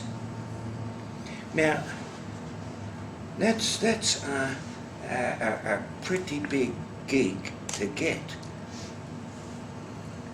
Building or preparing a statue to be placed in India of the Empress of India. That's a big. Now there's that Bangalore. There's another one in Delhi. Not bad, not bad. Is it Here, the same statue? sorry, Is it the same image? here's the fundamental model. The fundamental model. The way that sculpture works is that one can prepare more. Ever since the development of the enlarging, you know, the tracing and enlarging machines, initially formed to, or prepared to sort of make enlargements of basically naval maps, first of all, for the British Navy. As those enlarging and reducing machines came into play, the designers of coins prepared the design. They did their work on a plate about that thick, plaster. You could carve it, and from that sort of castings were made. They was rendered finer, polished, and then the reducing machines brought it down to your coin, or you could expand it up. There's a picture later on showing McKennell in his studio in front of large statues. The ones that sort of cost a lot of money to buy are about 27.5 inches tall, I think. So that's the Queen Victoria model. This one, this is atop of the Queen Victoria Pavilion at Royal Prince Alfred Hospital in Sydney. Oops.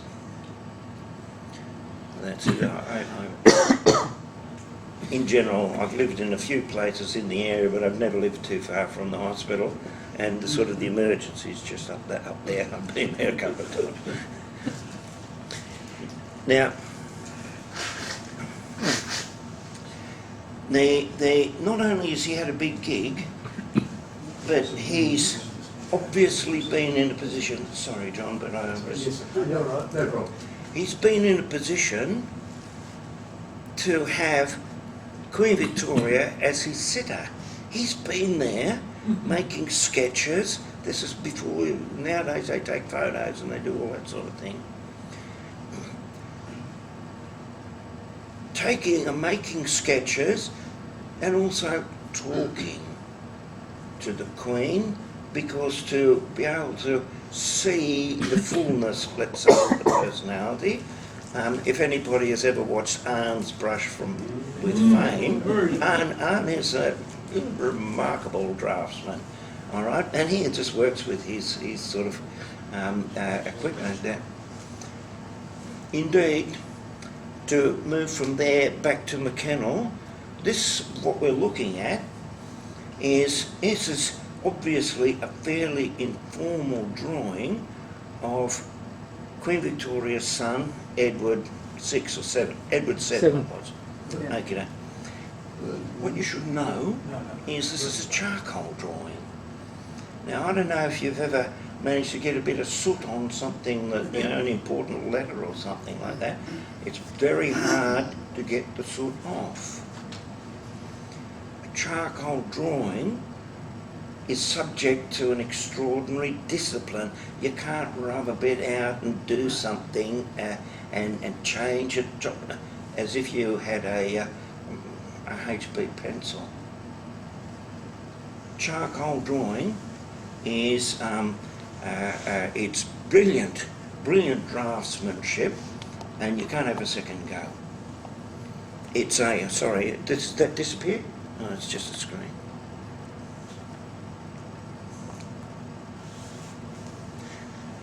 But it's obviously a pretty informal one. I'm not sure that sort of there are many pictures of not just the King of England, but the Emperor of the British Empire.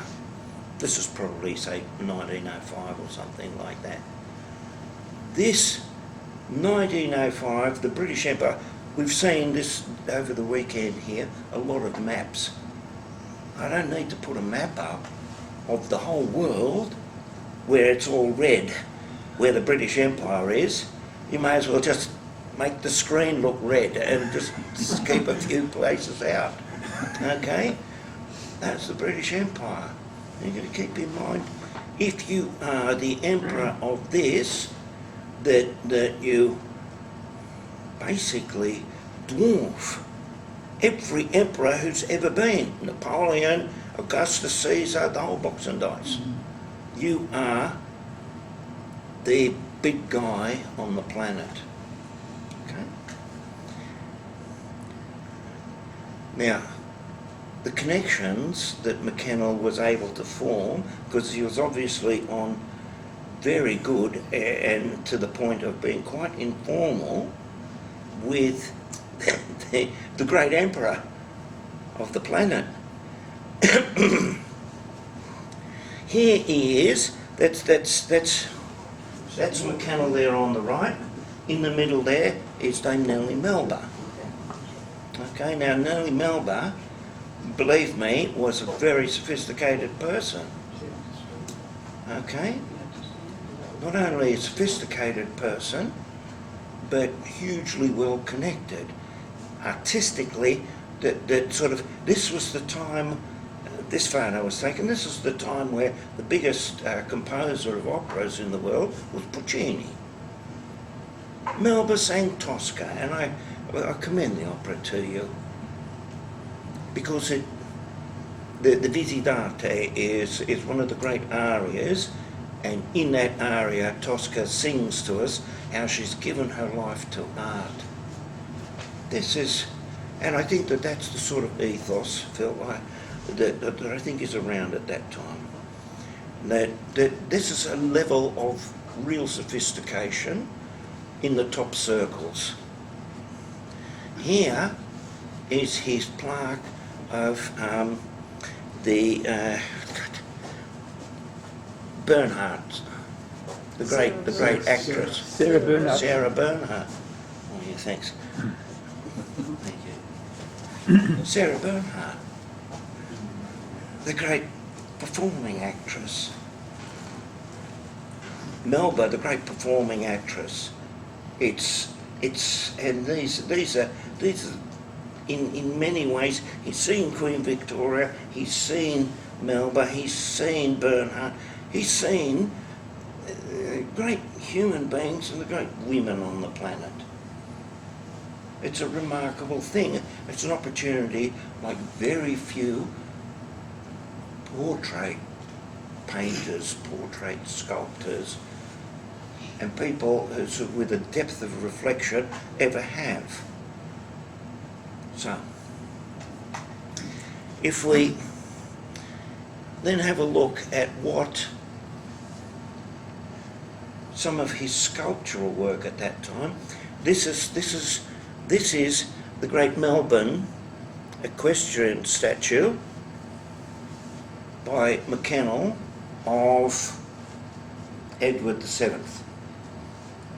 And believe me, it's a doozy.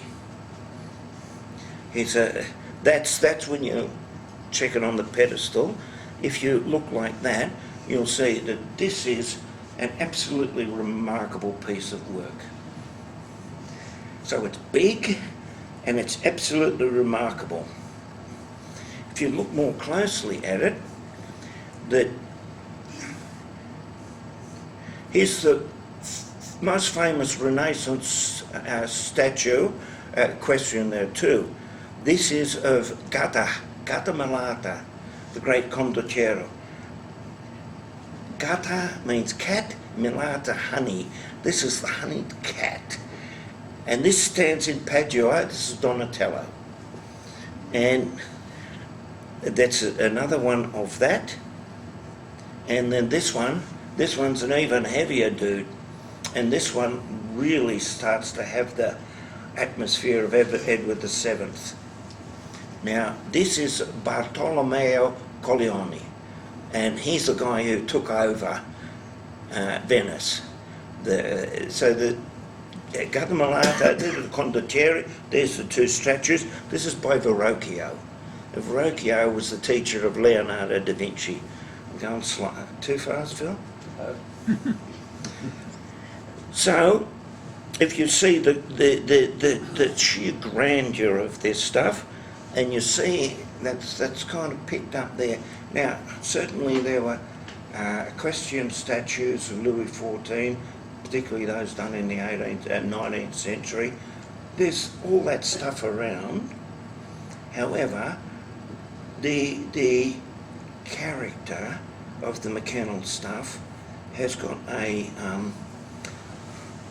something about it that picks up the power and grandeur that the Renaissance artists did.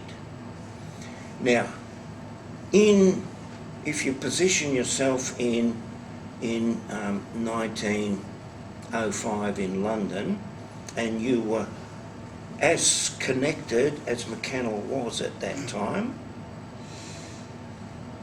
and you wish to have immediate access to the decisive material bearing upon your sort of artistic professional discipline, you'd need to be well connected and introduced to the right person at the British Museum.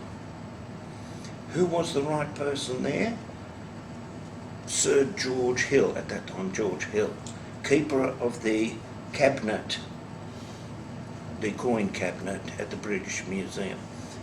Here's a book here that I've 100 masterpieces of sculpture. Hill was very well informed. There's even a picture not dissimilar to the one I showed you of Gattamelata. Furthermore, that there are a series of wonderful books, and Phil and I share an interest in the Renaissance portraiture. Hill wrote decisive and definitive books in that area. I'm fairly confident that Bertrand McKennell, and even Percy Metcalfe as well, those guys, of course they do. If you don't know your history of the medal, you can't make really good ones. Because there, that you have contact with the great treasures, the art treasures, created by these wonderful, wonderful people. Okay, now, better move on. So that's Gattamelata, the honeyed cat. Hard man took over Padua. Corleone got hold of Venice. Sforza got hold of Milan. These are all. The condotta is a contract. Condottieri, these are guys who had their private armies, and they entered into contracts with the city-states of northern Italy to get jobs done for them. So after this great statue in Melbourne of Edward VII, here, this is McKennell. McKennell got the gig to do the Olympic medal in 1928. Now this is classic Art Nouveau, I should introduce that term, still in the tradition, but you've got that style already in place. So we're talking 2000, yeah. 1908. 1908 is the Empire Games there, right? 1908. He actually did a set of medals.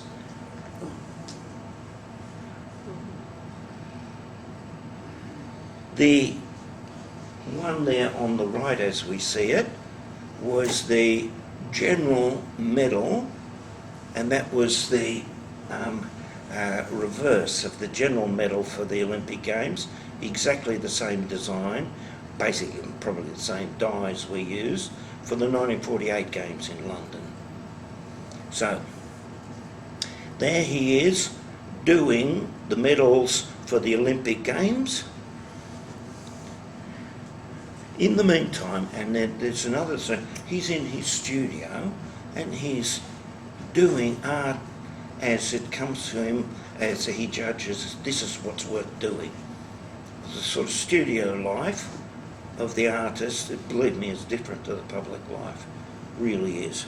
Sorry, John, I'm just... That's fine. Carry on. Carry on. This one here that we're looking at, if you, is it coming through? Yeah. Can you see the base? It says truth. Yeah, you can't see it too well. I'll see if I can get it bigger. Yeah, that's right. If you get it. That's fine. Yeah, truth at the bottom. Yeah. Okay, now, of all his works, this is McKennell's favourite. McKennell's favourite. Its characteristics are conspicuous if you place them in the Art Nouveau milieu. That there is the flowing line, the echo of nature in the new urban environments of the horizontal and the perpendicular, the enclosed spaces where suddenly you don't even see a blade of grass. That this is in that situation that you see not only this very lovely young woman, but in a situation where, in a position where she is, you can see the inner effort to express a certain posture, if you like. Here it is from the side, and you see how she holds herself straight, organised, symmetrical. This is probably the one that gives the more general. And she's not only symmetrical, it's truth and the unity, integrity of all truth, let's say. And it's not the relaxed flow of the Art Nouveau. Indeed, it offers a kind of a critical response to the Art Nouveau. It's a very significant picture, you know, sculpture. Now, what McKennell did, and this is what artists do, they do a lot more works than ever you get to see, simply because they're busy studying these things, drawing things, trying out, making it that way. You know, painters who paint one day, next day absolutely scrub the canvas down, do a new painting. I mean, guys who do a painting a day, you know, and eventually show a dozen for the year's work. So these range of these figures, this is a figure, the balance, the kind of inner symmetries required to get the balance, the inner consciousness bringing order. Now the most famous, the one that became the most famous, wasn't McKennell's favourite, is one called Circe. This is 1903, 1904. Now, who's Circe? The temptress. The temptress who managed to seduce Odysseus, Ulysses, for a while, kept him prisoner until he was able to snap out of the spell. Circe. Circe, if you have a look at her fingers, the tension in the fingers, in the grasp, is quite remarkable. The fingers, yeah. To see how she's doing it. Again, the order, the purposefulness expressed in the figure, rather than, it's on the front foot, rather than passive. Now, here is then the artist, more mature in his studio, but you see in the background, just in case important people show up, they can be reminded of the hugely expensive as well as influential sculpture that he prepared. Now, this is an early work by him, and the difference between Circe and Truth and this is quite startling. This is kind of passive. It's kind of passive. It's got the flow. This is even earlier. This is basically done by a very skilled decorative artisan.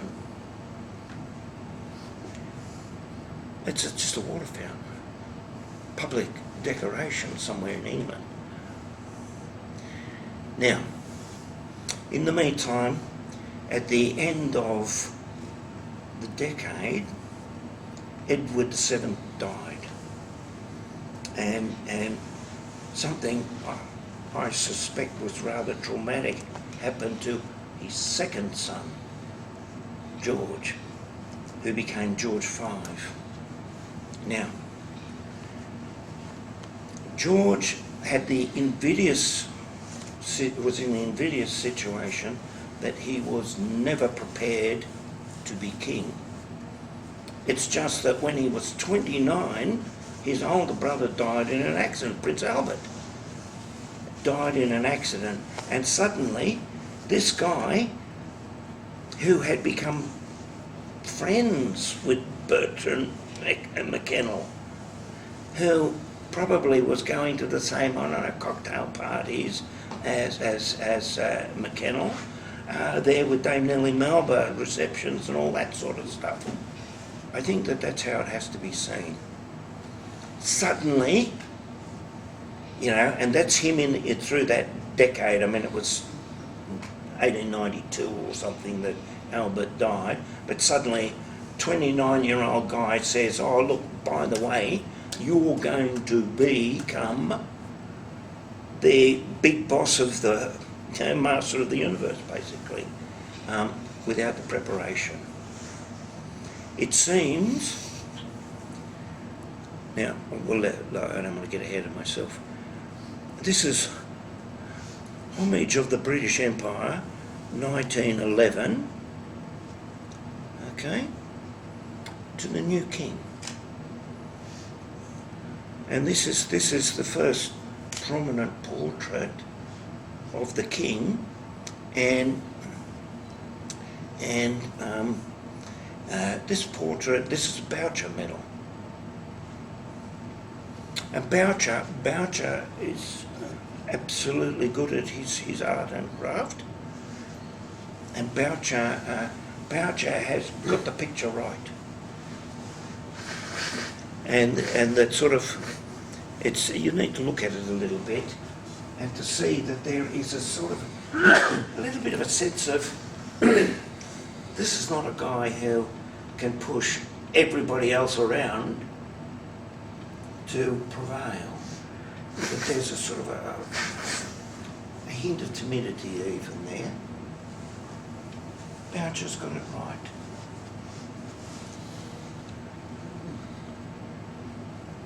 This is a photograph of the king.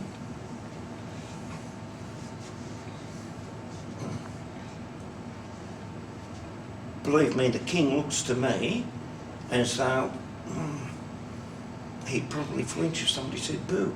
You know, I'm making a sort of an exaggerated point, but the king is vulnerable. Caught in the headlights. Eh? Caught in the headlights. Caught in the headlights, it may be a way of putting it, certainly if that came onto him, and especially if people who were very powerful had face-to-face engagement. It was, now,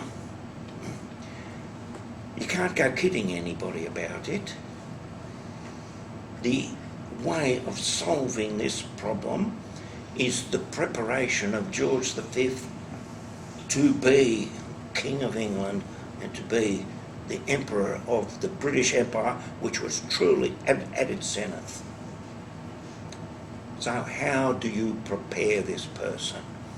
It appears to me, because McKennell was a great friend of the king and was favoured by the king, it appears to me that that sort of sophistication, McKennell was a significant contributor to forming that.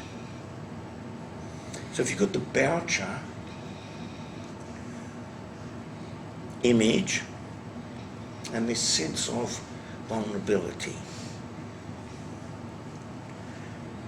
here's 1911, I think it is, or about that same time, maybe just a bit after, and given to our crew, CREWE, the family.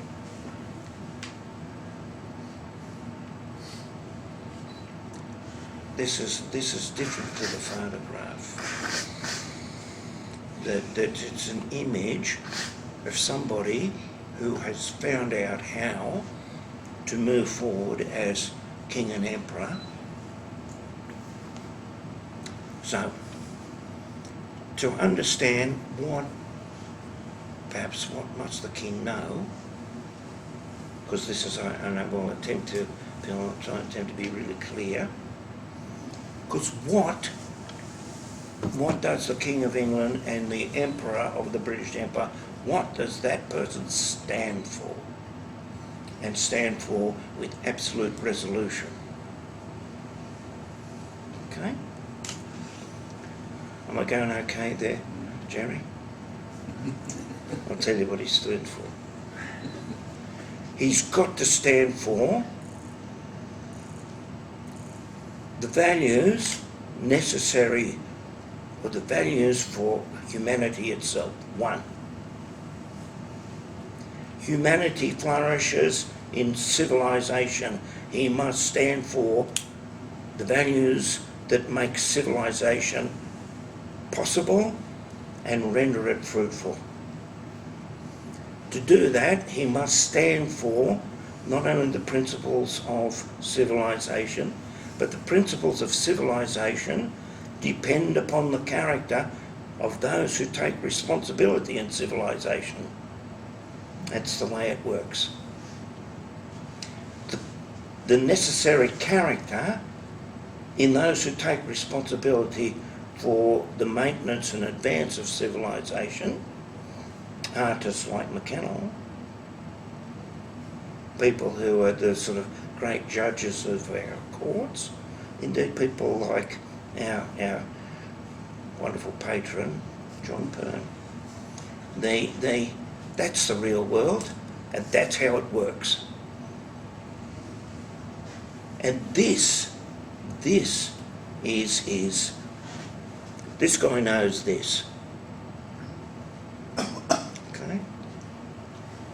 Now the war has come and terrible things have occurred. King George indeed, because he's not an equestrian, his father was.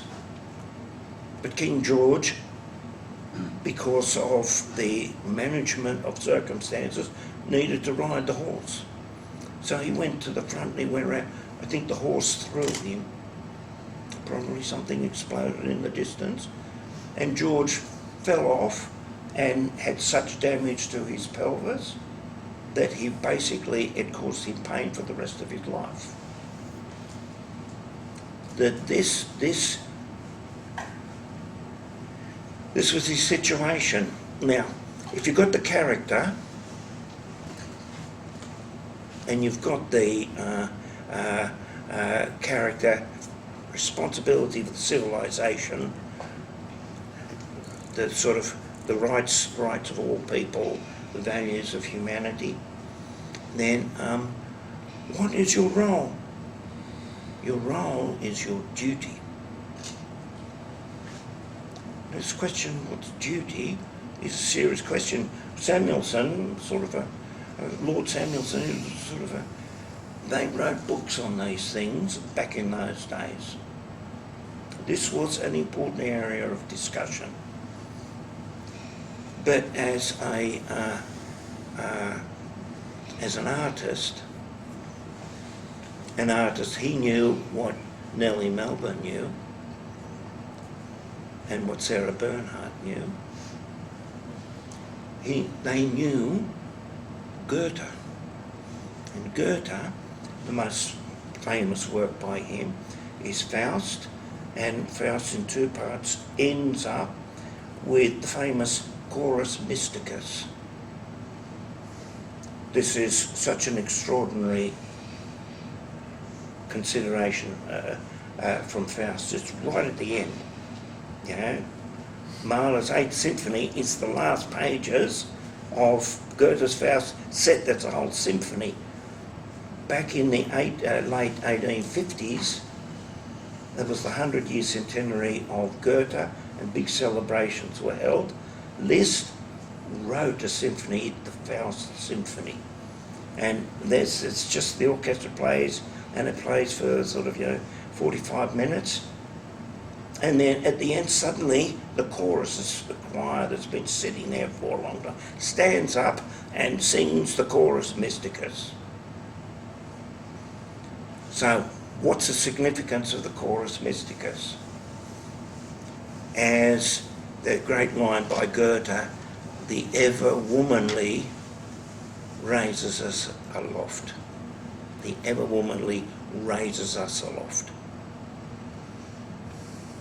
Life's like a partnership of the genders. And that duty in a man is understood through that partnership, through the family, through the life that's being made. The great values are all active and on display in that circumstances. That's where he learns duty, if he's lucky enough.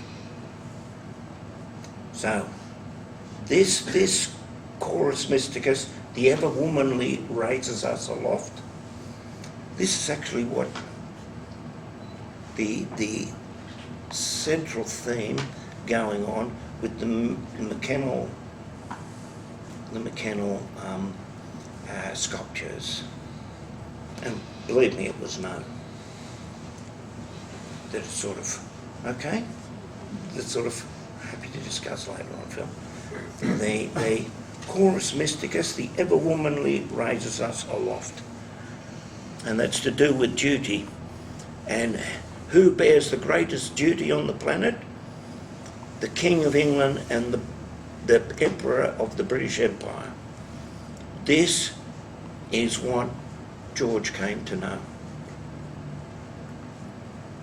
And the work around him, and McKennell's certainly not alone, but that's the distillation that not only one's got to hear about, but one's got to find their way into the recognition that this is the way it must be and is. So, compared to the Boucher one, this effigy shows a king who knows something that the Boucher image doesn't. I likewise love the medal, and this is fabulous. Okay? When I first saw the medal, I was struck, oh, good heavens, here you have the Art Nouveau and it's juxtaposed with the Art Deco. It's before the war and after the war. But as I came to realise that far more sophisticated people than myself were making decisions about this medal, I realised what they were doing. This is 1924. That was, in 1924, the Olympic Games were scheduled, and the great Art Deco exhibition in Paris was, but it eventually came in 1925. It was running late. The great medalist for that is Pierre Turin, great Art Deco medalist. Turin knows his stuff, and he just not only knows what McKennell's doing in the medals and everything like that. I'm going to try to. I'll jump ahead just so as to make the point. So here's, as it were, the suggestion and recommendation to him of McKennell, brought in into France. Turin, Pierre Turin is this. This is Demand. This is 1937 at the great fair again of, exposition. That's international. It says on the other side, arts and techniques and whatever. This image, and it's not just a very attractive young woman, it is the image that it is the call to duty. I think that you could probably put it down at that. The call to duty and to put before you those things you need to think about to even understand for yourself what's the duty. And that duty is, it's you know, that when John made a comment yesterday about their Burke and Wells, and you know, I thought it was a wonderful comment. This is just, for a doctor, this is just totally unethical. There are things that are so profoundly unethical for doctors. There's Hippocratic Oath. And Hippocrates he was no fool. If you look to see what recommendations he made for our diet, it's basically what the best medical advice is today.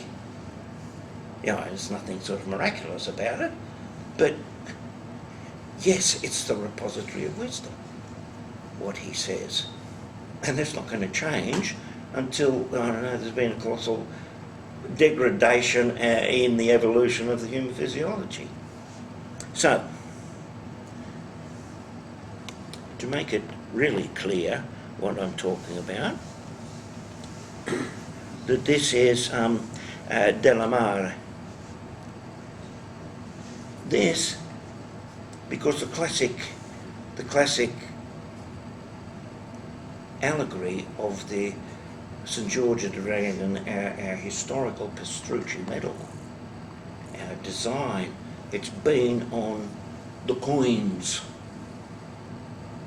since almost 200 years. More than 200 years now, if I give a moment's around. So that this St. George and the Dragon and this allegory, just in Croatia, I go down the coast to Rovinj, and Rovinj, St. George and the Dragon is the kind of signal. You go to Moscow, and it's St. George and the Dragon. It's all over the place because it's a drawdown at the end of the day from the reference to the Archangel Michael. St. George and the Dragon. The issue with the St. George and the Dragon and the let's say that's the point of duty, if duty is rightly set, if you apply yourself in the right direction. But the final analysis makes duty is this.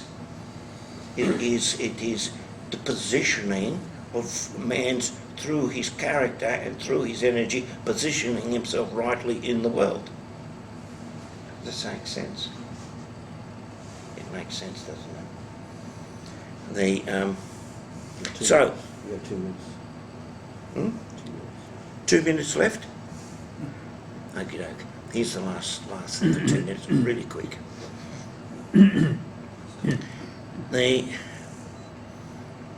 Just a few seconds. So in Sydney, this is the St Mary's Cathedral. Out the front there are two on the grand stairway in.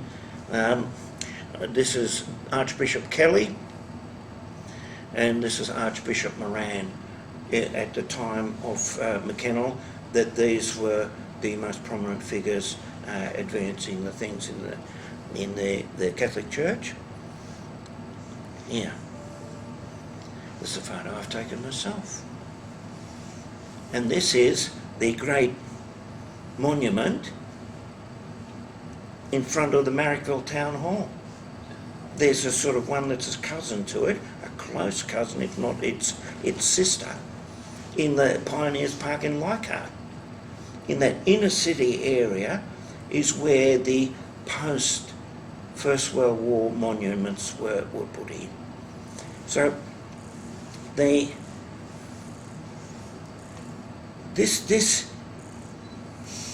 it looks really, I mean, whoever's made this, and I know who's made it, Gilbert Doble. He's up to date, he's very, very competent, and he knows what McKennell has been doing. Now, it's very hard to find out, you know, it's shocking actually, that it's so hard to find out about Gilbert Doble. He was born in England. I've picked that one up. Now, this that I see here, if you look at it, this is the one that if you go to Marrickville, and I drive past it, the first time I thought, wow, what's that? This one is what stands in front of the Marrickville Town Hall. This is the original. This is the original, and it's early construction days. Town Hall's not even there. Town Hall's in 1920s, 1930s, dark brick. This one, so it's the sword raised, but it's even more clearly in many ways McKennell inspiration guiding him. Where is this original?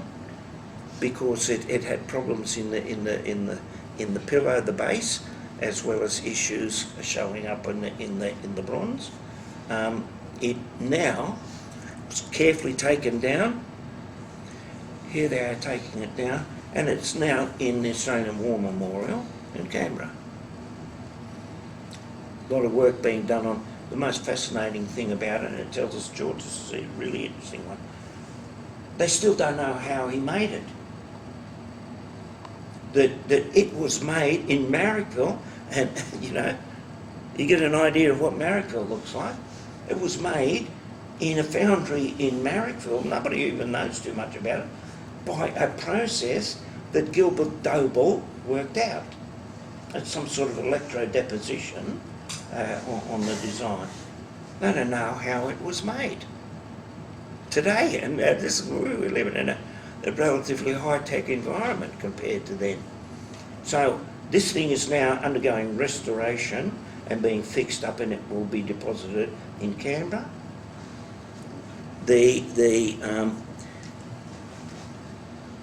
I think that Doble bent to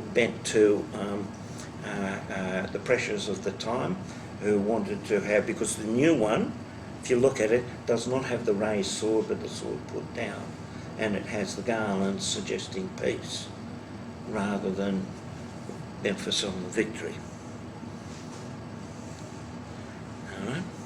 So, just as the last one. So, is it a move in the transition from Art Nouveau to Art Deco? Phil, you'd have to pick that as Art Deco.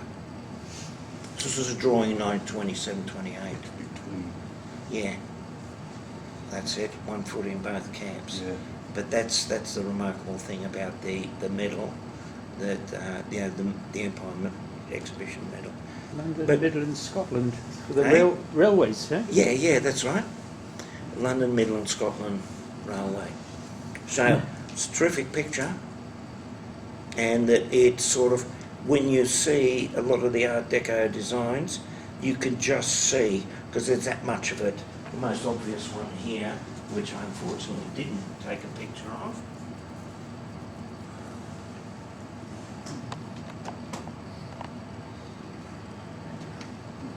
Here we go.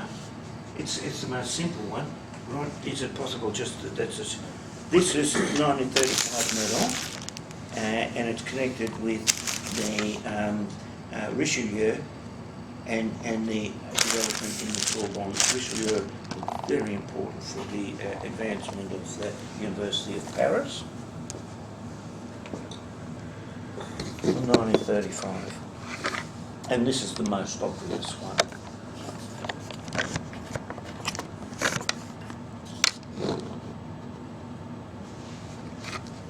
This image and these McKennell-esque images, as soon as we got clear that it is the ever womanly raises us aloft. Here you get the ever womanly raising you aloft if only you pay attention to it. So look, I wouldn't want to risk the ire of the President, because I depend upon him to drive me back to Sydney. Okay, thank you.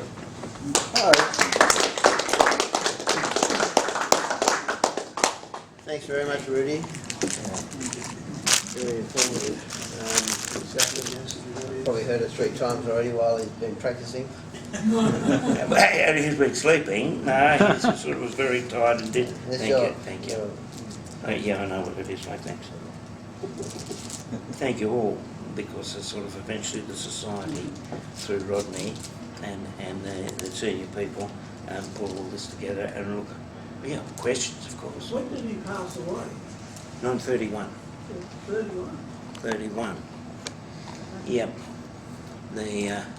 And that not only did he pass away, but it seems as though many of those of his generation passed away, because there was a not completely clear, as I understand it, what was going on, discussion about the rocking horse crown that George V was fitted out with, or he had a chance to. But nevertheless, the illustration needed to be made. That England needed to move on, and the world had changed, and more often than not, the institutions are very slow to change and adapt to the real world. You know, in 1935, that Nazi power was strutting around in Germany and already appeared to be threatening others. And so, in terms of upholding the rights of humanity and the values of humanity, looked greatly at risk. And this Churchill was absolutely clear, rightly or wrongly, that the Second World War, but civilization itself was on trial. Look, can I have 2 minutes? This is sort of... No, I'll do it next time.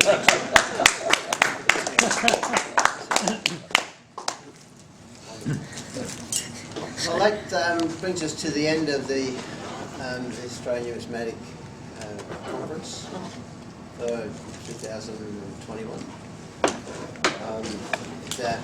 Well, it's 1 year late, but I still found that I had plenty of interesting discussions with all the people that have attended, and I'm really happy that I came, especially.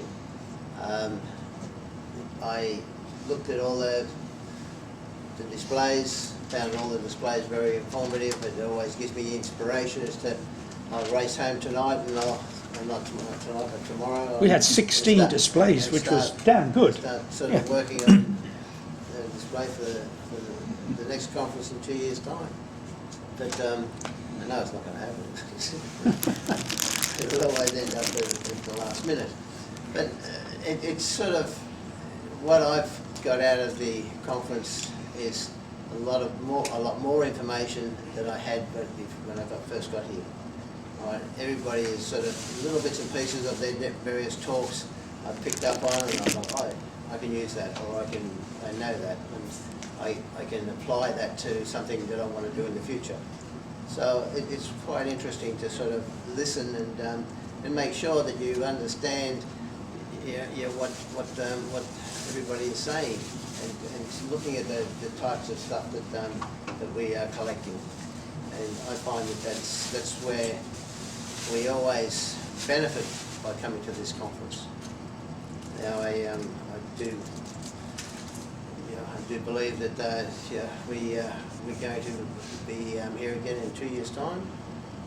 Yeah, 2 years. And we'll hopefully... Jerry will keep us informed. We've been at Queensland branch. You sure you don't do it again? I'm sure.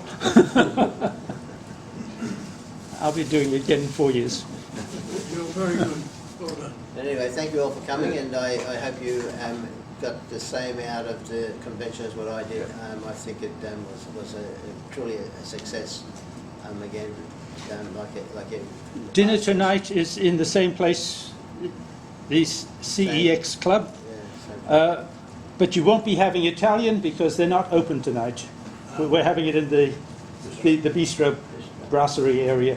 further down. And there's a, well, I hope there is, because they said they were going to block off an area for the ANS. So we should, when whoever gets there first, say you're with the ANS, and they should direct you to wherever they're putting us. Thank you very much for all the little freebies, Ross. Yeah. Oranges and bits and pieces. It's always fun to sort of go home with some sort of memento. The medals, I find that the medals have been quite good. Like the participants' medals that everybody got, and speakers' medals. Look, if you didn't get a speaker's medal, well then in 2 years' time, make the effort to do a talk. And The speaker's medal too, John, is different from the normal silver medal that people could have bought last year. Because this one's all silver coloured, whereas the one that was sold to members, the ANS logo was in gold. Whereas this one, it's all the one colour, so it is different. So there's 4 different medals for the cook. Yeah, we've got 3 different. Yes, Ross. Can we find out what the difference in the rigging was? What was the problem with Oh, that? we know. Indeed. Didn't John Pone announce there was going to be a question? Tell you the comment. Anticlimax, it's back, the bark, the Endeavour is a bark. A bark has 3 masts, of course, but the first 2 masts, the main mast, the foremast and the main mast, have side-to-side sails, but the 3rd mast, the mizzen mast, has a fore and aft sail, whereas on the middle, all the mizzen mast has a side-to-side sail. By mistake. So that's the wrong sails on the last mast. You'll get sacked, bro. No, it's not. It'll make the middle much more precious. Put it this way, you will have to take it up with James Berry, because I didn't design the medals. And since James Berry isn't with us now, you'll have to wait. That would have happened if Queensland was handling Well, I'll declare the conference closed. Thank you all for coming. We'll obviously meet down at the club. 6:30. 6:30 for tonight's dinner, and then we'll probably keep talking a bit more. And then obviously everybody will go home tomorrow. So and then it'll be all over for the next 2 years. Thank you all. Thank you.